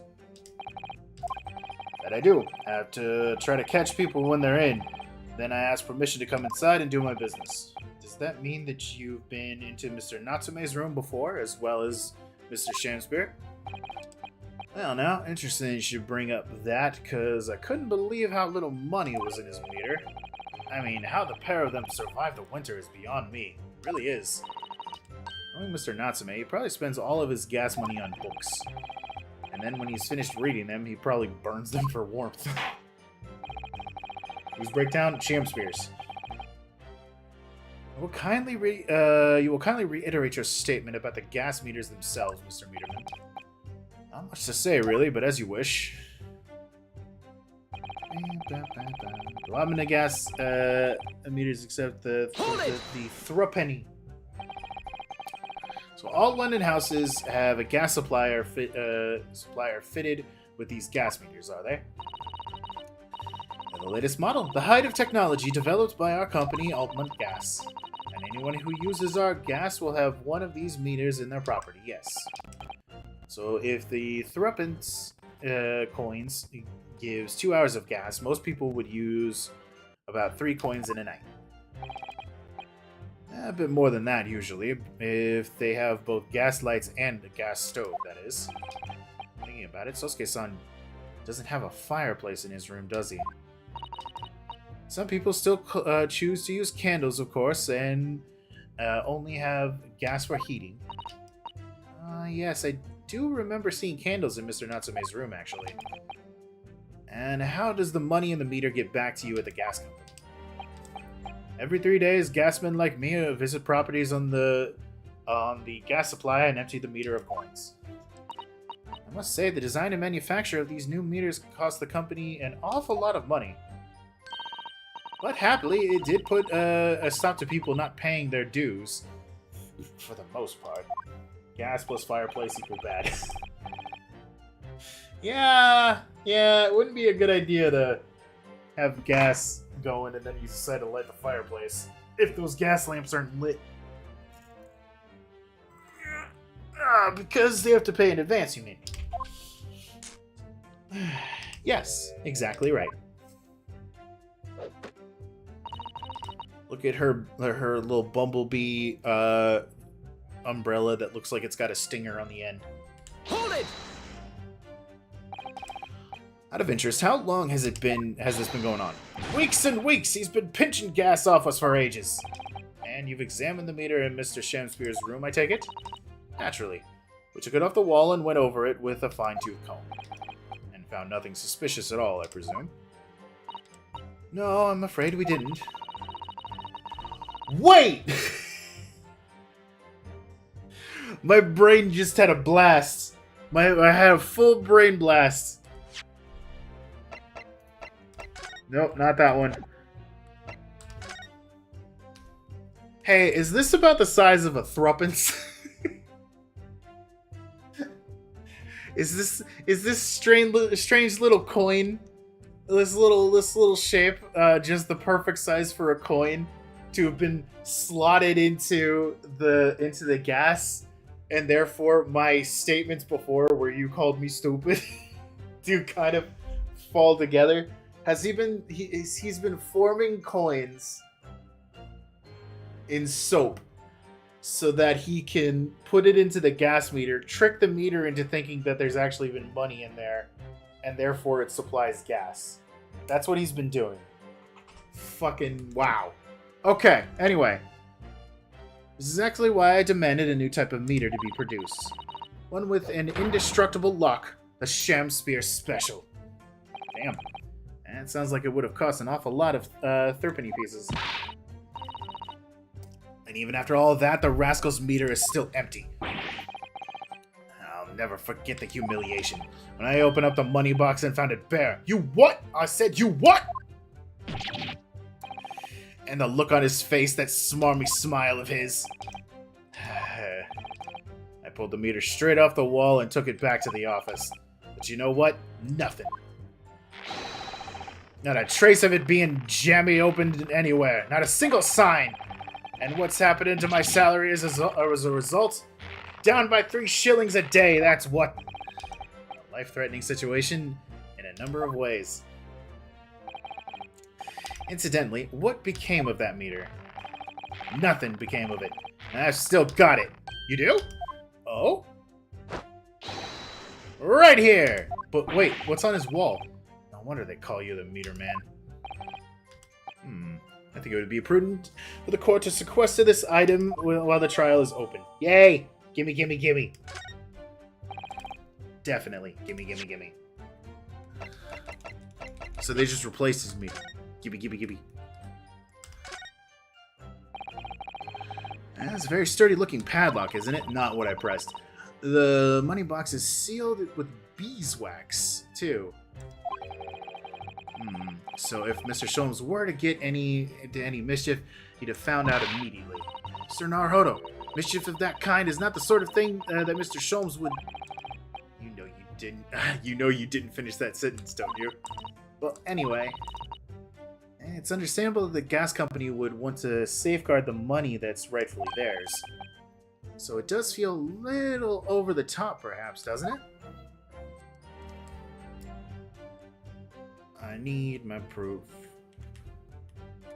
Where is my proof?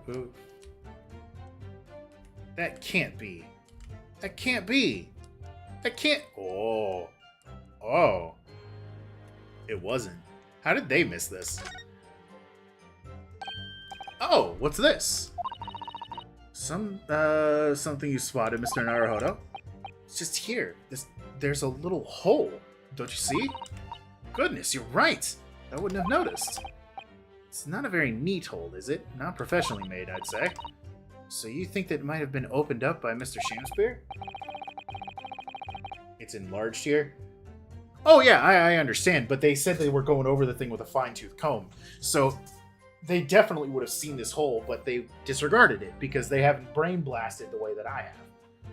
Because that means that that these little wax coins that he's putting in to get the meter to trick drips back out of there, falls into a new mold or into a way that he can handle it, and then he does the whole thing all over again.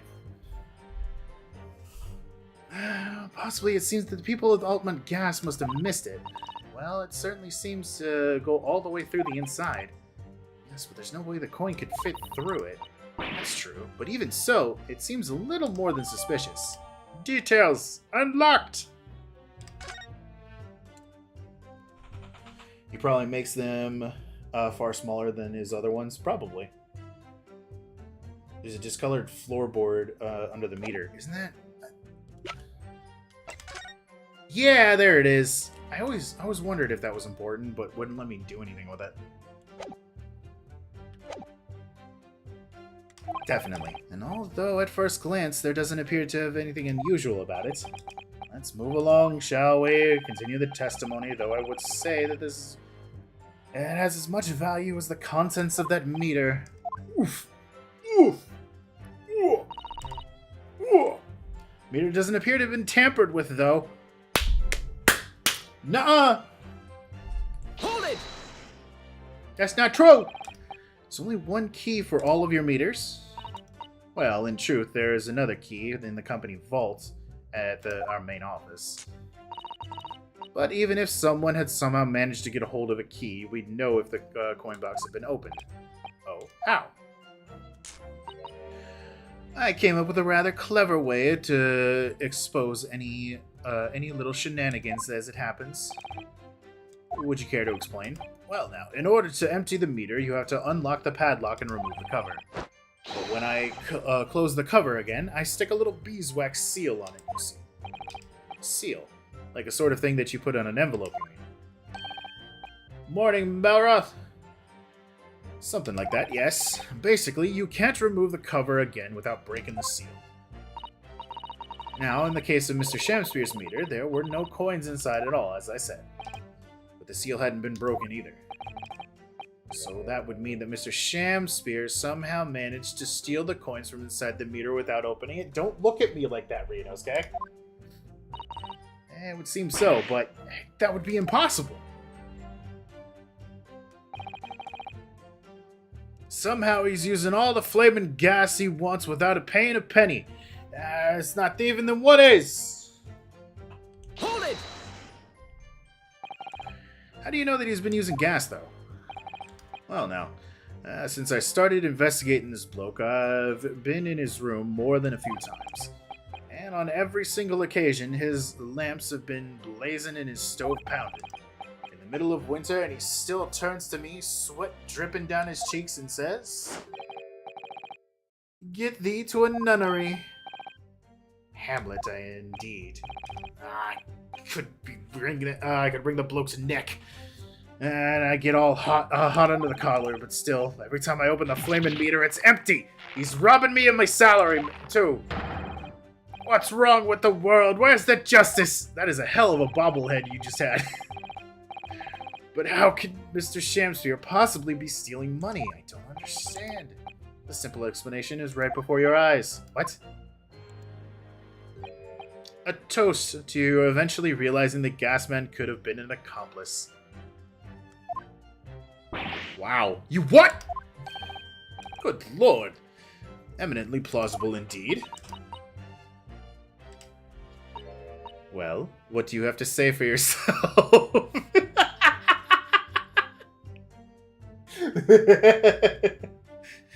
Come on. Tell us. Come on, Popeye. Oh, please, Lady Quimby. I'm a faithful worker. And besides, if the money us gasmen collected doesn't tally with how much gas has been used, you dock our pay by the same amount. So you'd be stealing money only to have the same amount taken from your wage. Clearly that makes no sense. Perhaps it's a case of losing the battle to win the war? No, no, no, no. I've gotten... I'm not going to stir up that hornet's nest. If I went stealing from the company, I'd be finished. It would seem that there's no evidence to support the claim of thievery made against the victim, because Mr. William Shakespeare is innocent. Pray forgive me for that shatters the illusion my learned friend is so clearly under. Nope, actually, it's perfectly fine. That illusion is fully there. I believe he does do the pop when he bobbles. Definitely. I certainly didn't expect to uncover another crime that looks like it's been taking place in the very same room. According to this testimony, the meter in Mr. Shakespeare's room is under suspicion. It does seem as though perhaps it has nothing to do with the incident involving Mr. Natsume. No, it does seem that way, but the fact is, since I've been practicing law in England, I feel like I've encountered this at least once already. Cases that are interlinked. Oh. That might seem the two cases have nothing to do with one another at first, but in fact they're intimately connected. I guess they just hand the new evidence to Susato and she inspects it, and that's why Von Seeks doesn't notice anything about it. Yeah. I mean, I would assume that it's available to both sides. Like if you watch the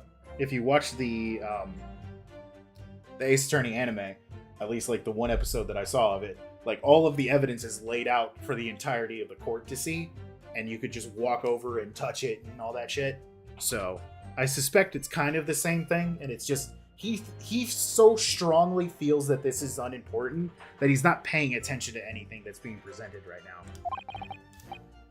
Perhaps, but if you can't be sure of that.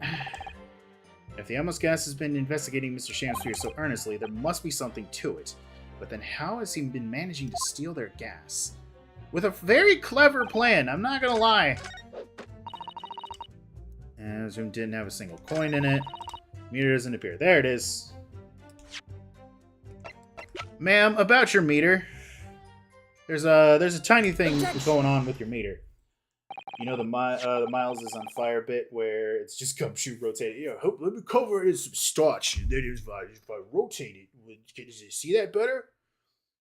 I got my gorilla mitts all over it. Imagine Susato is doing just that. Yeah. Susato, just twist it this way. All right, hold on.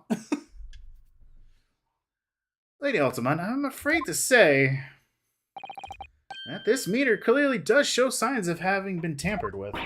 What? Get away! I've been over and over that thing. I'm telling you, there's nothing wrong with it. And in that case, what do you have to say about the small hole that's been made in the base of the coin box? Hole? What hole? You're right! You're quite right. There is a little hole there. The meters aren't supposed to have that. None of the others do. In other words, we can assume that Mr. Shakespeare secretly opened up the hole himself. Yes, I wouldn't be at all surprised, but why? Yeah, why? I mean, it's tiny. You couldn't put a farthing through that.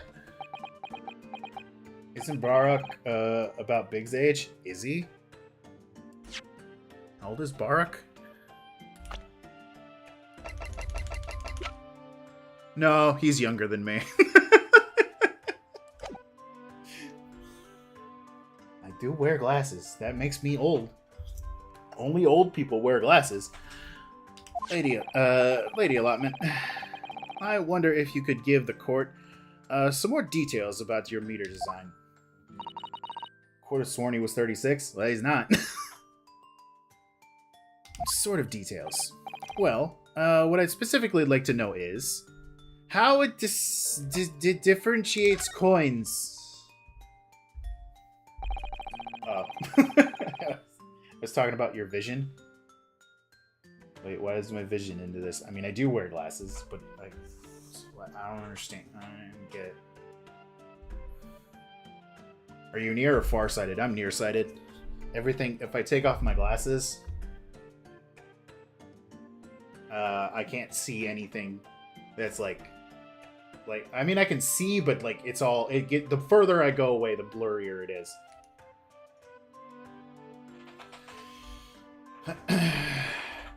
How does the meter tell the difference between different coins?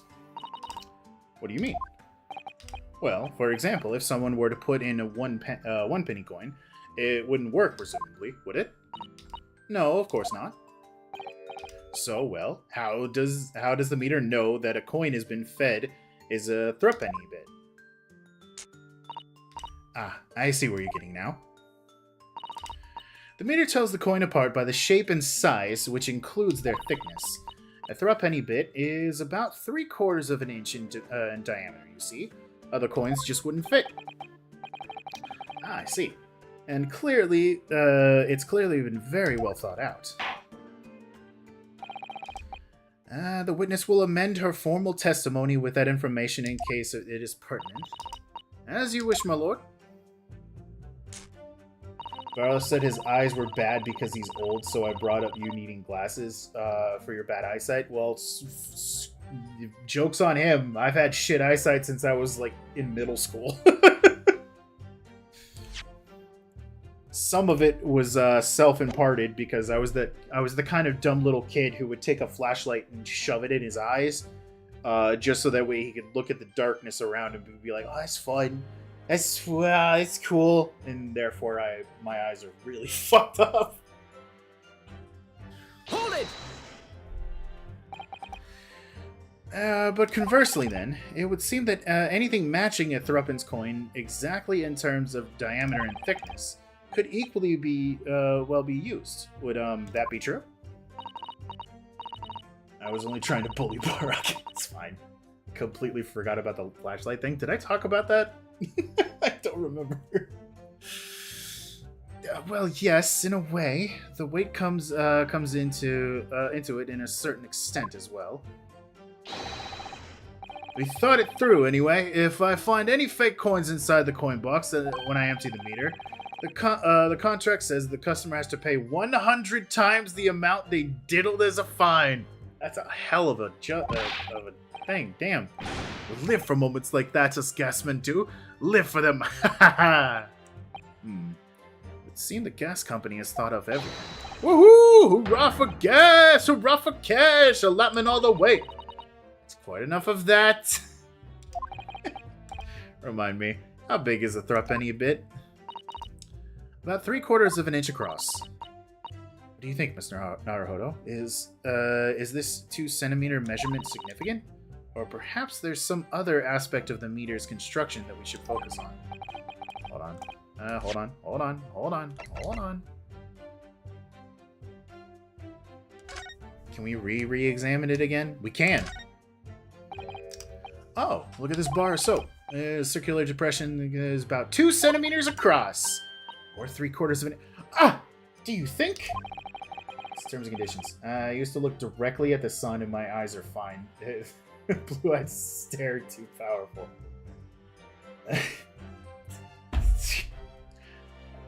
you might want to go check your eyes.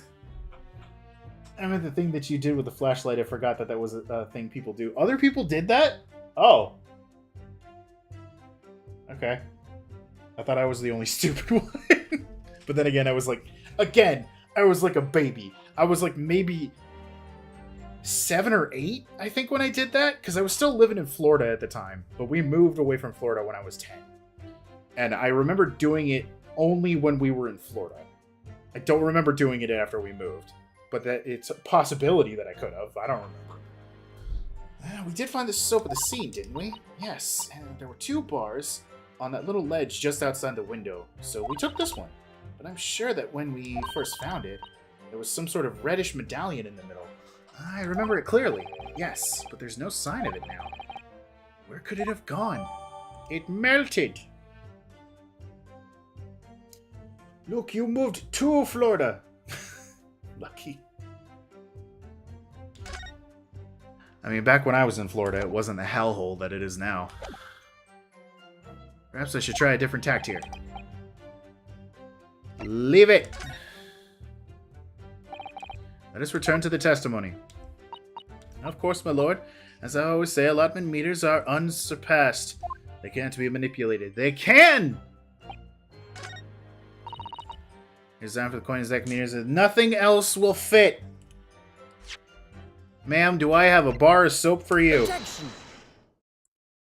I like sticking my hand under the strong hand dryer and watching the skin ripple. It is fun. Don't die while you're there. Yeah.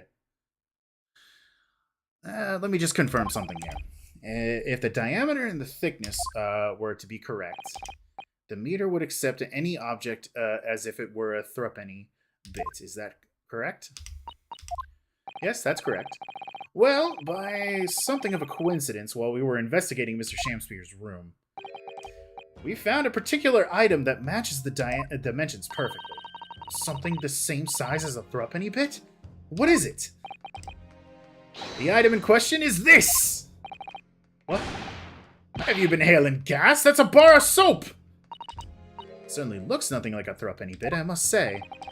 And looks like I'm going to have to point out exactly what I mean here. Flip it! What's so important about the soap is right here. Koi! You have to turn over the soap to see what I mean. Ah!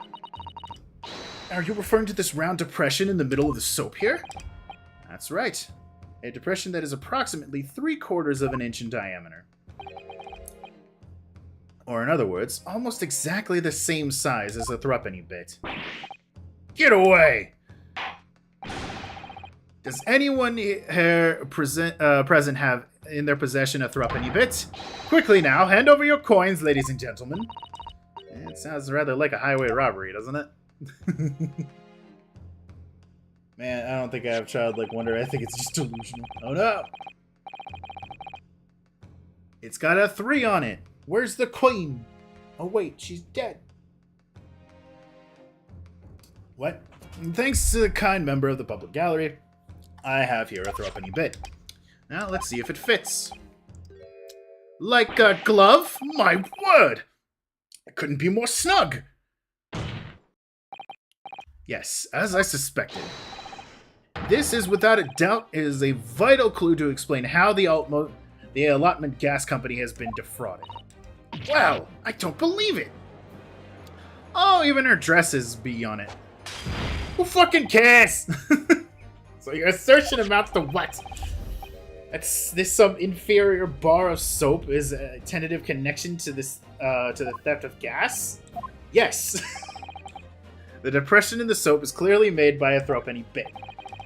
I must concur, at least, that pushing the coin in with some force into a poor quality bar of soap such as this is a remarkably simple way of replicating the coin's shape.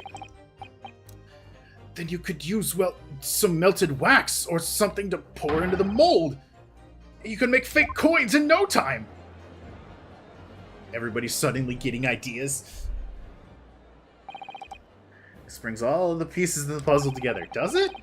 It's the method Mr. Shamspeare has been using to steal the gas. That's the missing link. And now, if I follow the chain of thoughts, it's going to bring me to the new explanation for what happened that nobody's considered yet. Get the brain cell out. We gotta work. But this is all nonsense. If the man had been making fake coins, my workers would have found them when they emptied the meter. Quite true, Lady Allotment. In the absence of some black magic that could have made them disappear, there's a hole in the fucking thing. I see. There is one form of black magic that could cause the fake coins to disappear into thin air, yes. Exactly. And the meter here gives it away. What on earth? In the back of the judge's mind, why didn't I think of that? There are remnants of the magical method used visible on the gas meter taken from the victim's room. If that is your assertion, counsel, the defense will identify the remnants of what was found. What the fuck do you mean? What are you talking about? Where is the thing? What method were they using? What do you mean it's this hole that we found earlier? Got it! Quickly, Susato. It has confused your shared brain cell. Quickly! We found this bar of soap at the scene of the crime, just outside the victim's window. Outside? Yes, outside, where you yourself, Mr. Meterman, were loitering in a freezing winter air. That's where we found this soap. Ah, I get it! That's right. The answer, of course, is ice. Did you say ice? I've never heard of such a thing. Only snow. Mr. Shamsphere has been leaving soap like this outside of his window each evening, filled with water.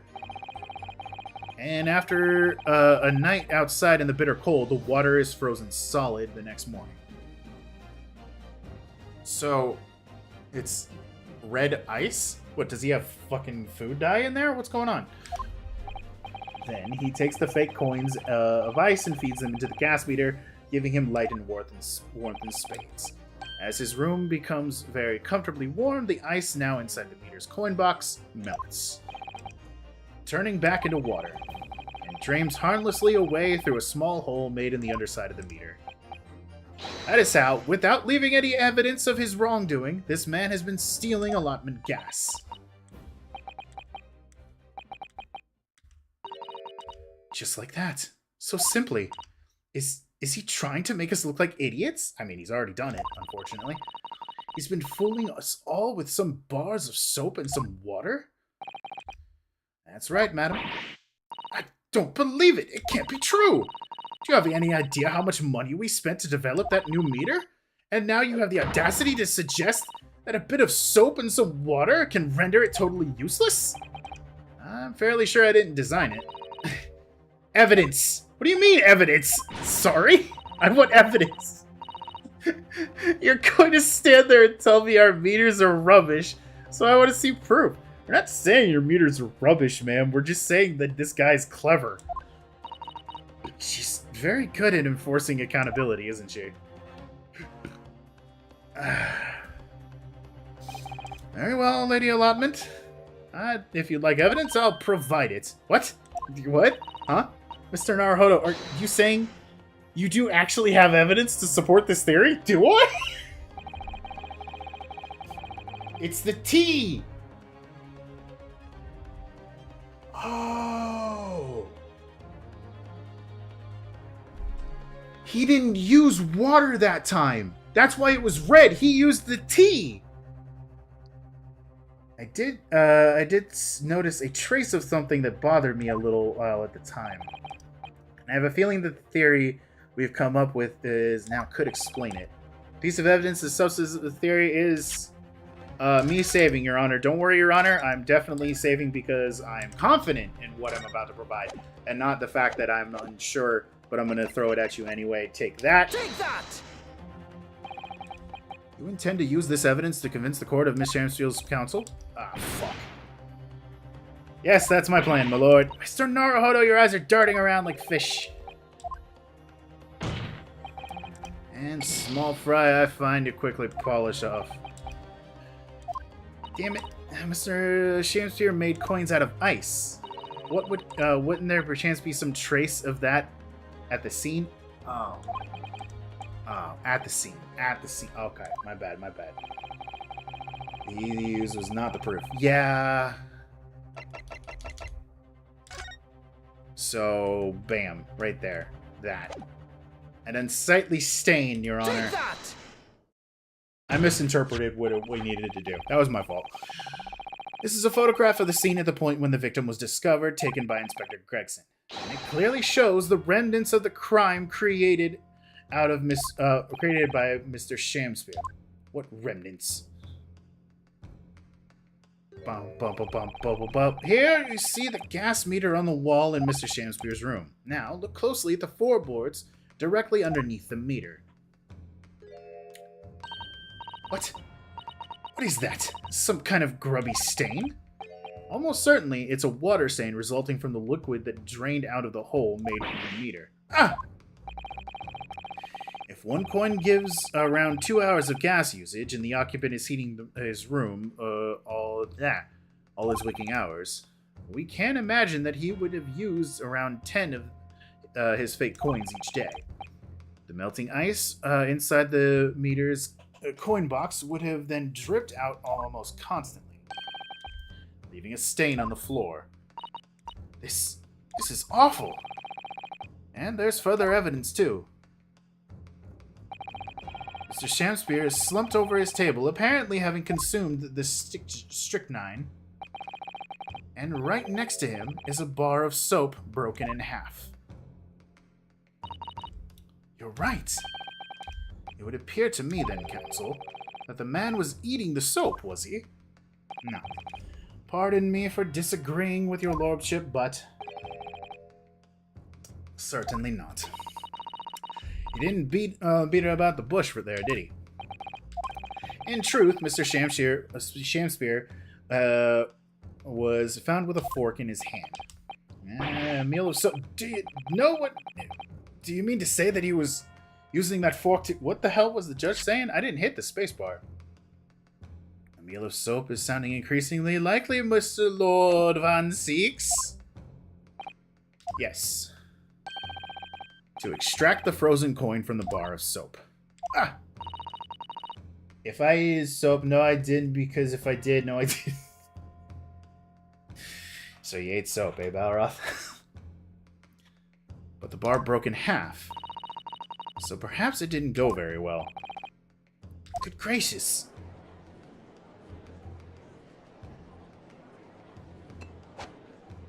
Ah! Lord Von Seeks! I was throwing my hand up in despair, and happened to catch my hallowed bottle on the way. Pray forgive my maladroit mistake. What is the meaning of this counsel? Allow me to pose my learned friend a question. What exactly did you establish with this most recent cross-examination? Well,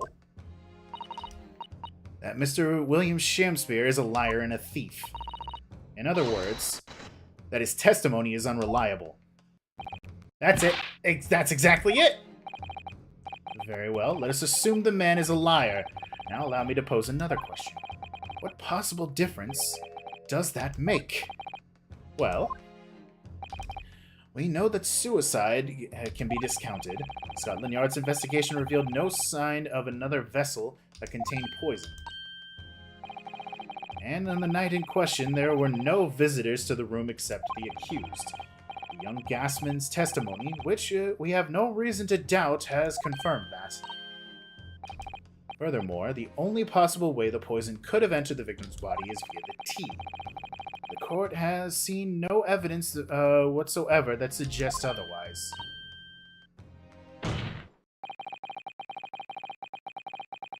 Even if William Shamspear is a liar you claim him to be, the facts have been objectively established. There's no escaping it. Ah! Therefore, in light of those facts, the prosecution calls for immediate adjudication. You... What?! I thought you said there was only 3 testimonies. This was the 3rd testimony. Order! Well, counsel, how does the defense respond? Mr. Naruhodo? Yeah, what was the point of the last cross-examination? Did it actually give us anywhere? Or did it make no difference at all? Like Lord Von Seeks is saying. Raise an objection! No, this isn't over. The defense will not rest. What?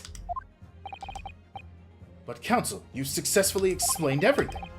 You've identified this and substantiated the unscrupulous method employed by Mr. Shamspear to consume gas. What more is there to discuss? Lord Von Seeks just highlighted 3 facts in order to make his point. But contrary to what he would have the court believe, not all of them have been objectively established at all. What are you trying to say, my Nipponese friend? At least one of those so-called facts is an assumption, made due to lack of evidence. But the situation has changed now following the cross-examination of the latest witnesses to take the stand. Don't be absurd. What is this nonsense? If I had a mask on, I'd be pressing it against my face right now. Yes, when you bring everything we've learned so far together and consider it as a whole, it's clear. There's a question that we now need to reconsider. Was the poison in the tea?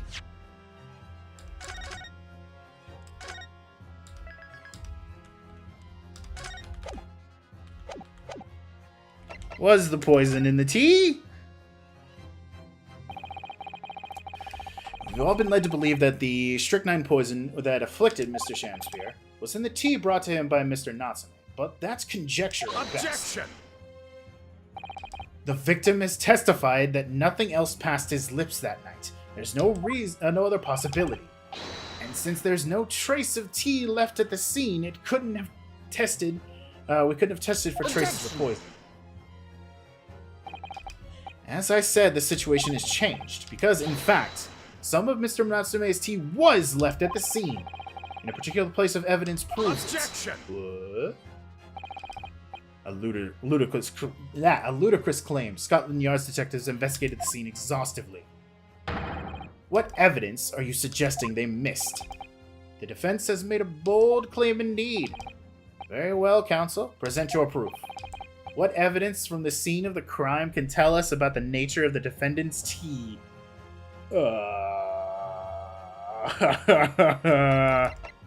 Is it time to throw the teacups? Or is it the soap? Or is it this? Is it that? I hope I'm not making a mistake here, but I feel like it's the location of the poison. The teacups, Your Honor?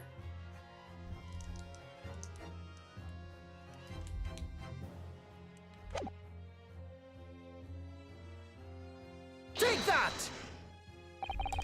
What exactly is this piece of evidence supposed to reveal, Mr. Natsume? Nope. Okay. And a possibility related to tea is in a small way to be given up. You bear what you're saying that it's not the tea. So that's dumb. You're stupid. You're an idiot. Ah. I don't know. I don't know. I don't know. I don't know.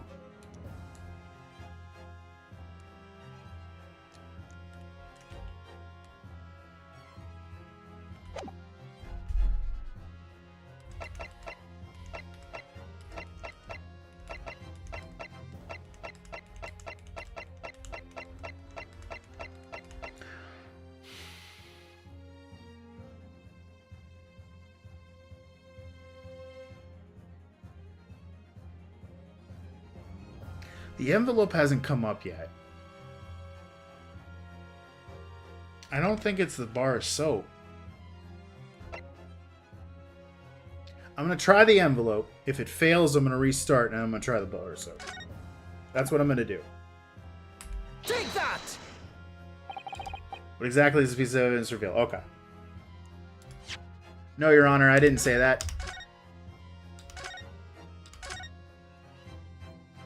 I don't know what you're talking about, Your Honor. I never brought up that. Take that! The soap? Good gracious!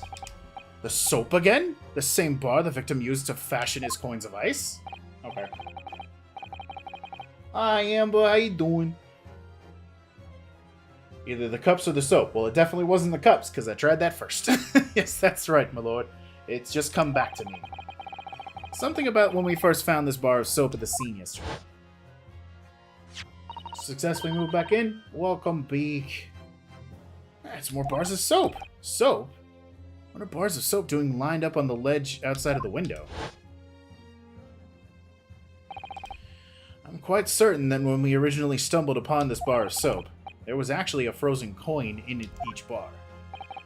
So you discovered the gas thief's coin factory. Fascinating. In a way, yes, but there's more. The coin was found, that was found in the soap at that time weren't normal ice. There was something strange about them, you mean? Exactly. Something very obviously strange. They were red. The ice was red. No. You mean... That's right. It's obvious to me now. The fake coins in the soap were made with frozen tea. What? What?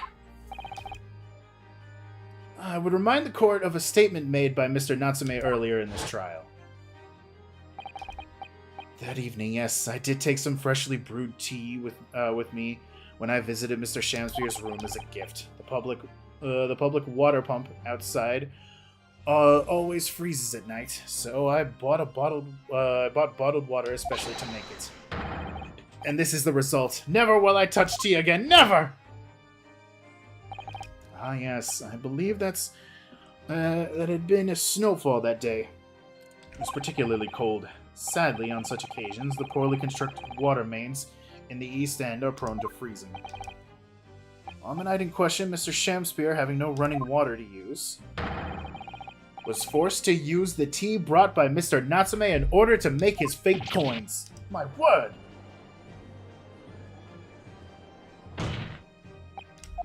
Ah, shit. There were 2 bars of soap on the window ledge when my judicial assistant and I investigated the scene. That's right, and we only borrowed 1 of them. Which means that even as we speak, some of the defendant's tea is still present at the scene of the crime, frozen solid in a bar of soap outside of Mr. Shamspeare's window. Extraordinary. Earlier today, Inspector Gregson informed the court that even 1 drop of tea remained at Scotland Yard would be able to analyze it for poison. As such, we are now in a position to provide or to prove or disprove what has until now been more conjecture. By finding out for sure whether or not Mr. Natsume's tea actually contained strychnine at all. Ugh, you smug Nipponese. My lord, we cannot do the defendant the injustice of passing judgment now. The police should be dispatched to recover the remaining bar of soap from the scene at once. And the defense requests a thorough analysis of the frozen tea embedded in it to determine whether or not it contains any poison. Bailiff! Bailiff! Instruct the police to attend the scene at once. Yes, my lord, understood. You got a new mic? Congratulations. What kind of mic is it? What'd you get? Did you get a Yeti? It seems we have no choice but to suspend these proceedings for the time being. I trust that you have no objection, Lord Von Zeeks. None, my lord. Scotland Yard will recover the tea from the scene and carry out the requisite tests immediately. Oh, I didn't get spaghetti, Dad. I said a mic. I said new mic. What the fuck are you talking about? Huh? I said mic. What do you mean? All right. The trial will resume in this the same hour tomorrow. Oh. Oh. Prosecution and defense may conduct further investigation as appropriate in the interim. I got your mic. Because you said Yeti. Yeah, that's a type of mic. I have a Yeti mic.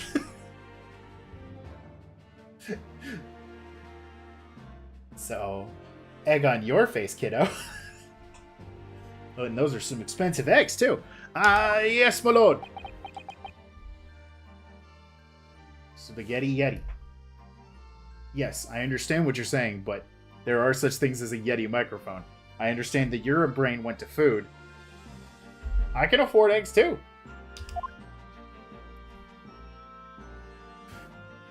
This is the first time we've had a second day for a trial.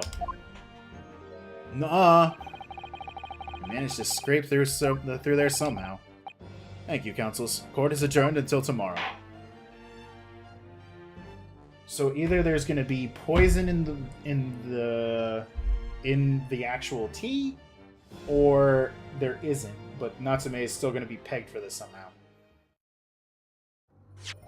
Save! Yes, because I'm going to wrap up. Ugh. Get me some food before work starts. I haven't eaten yet. But yeah, thank you for everybody who came out today. I super appreciate everyone who was here to hang out. It's a rare second day for the Grace Ace Attorney. I don't even remember if there was a second day in the last one. But yeah, we're gonna get you guys all rated on over to somebody. Thank you for the fruit. Bam, boom, ba. Who's doing stuff? Who's doing things? Wow. There's nobody there's like nobody I'm following that's like actually live today. Okay. Let's see. A couple of people who are playing Great Ace Attorney, so why don't I get you guys on over to somebody else? It doesn't look like they're in any that they're ahead. I don't think. Hold on, let me see. Which one are they playing? Okay, yeah, they're at the very beginning of Great Ace Attorney Chronicles. Okay, so yeah, we're gonna raid into Aram Paradoxum. That's who we're raiding. Who's playing the first Great Ace Attorney Chronicles game, and they're currently in the middle of the first case. So yeah, we're gonna get you guys on over to them. I hope you have a good old time, and I will see you next time. Bye. Get off of my ship. Bye, VOD watchers.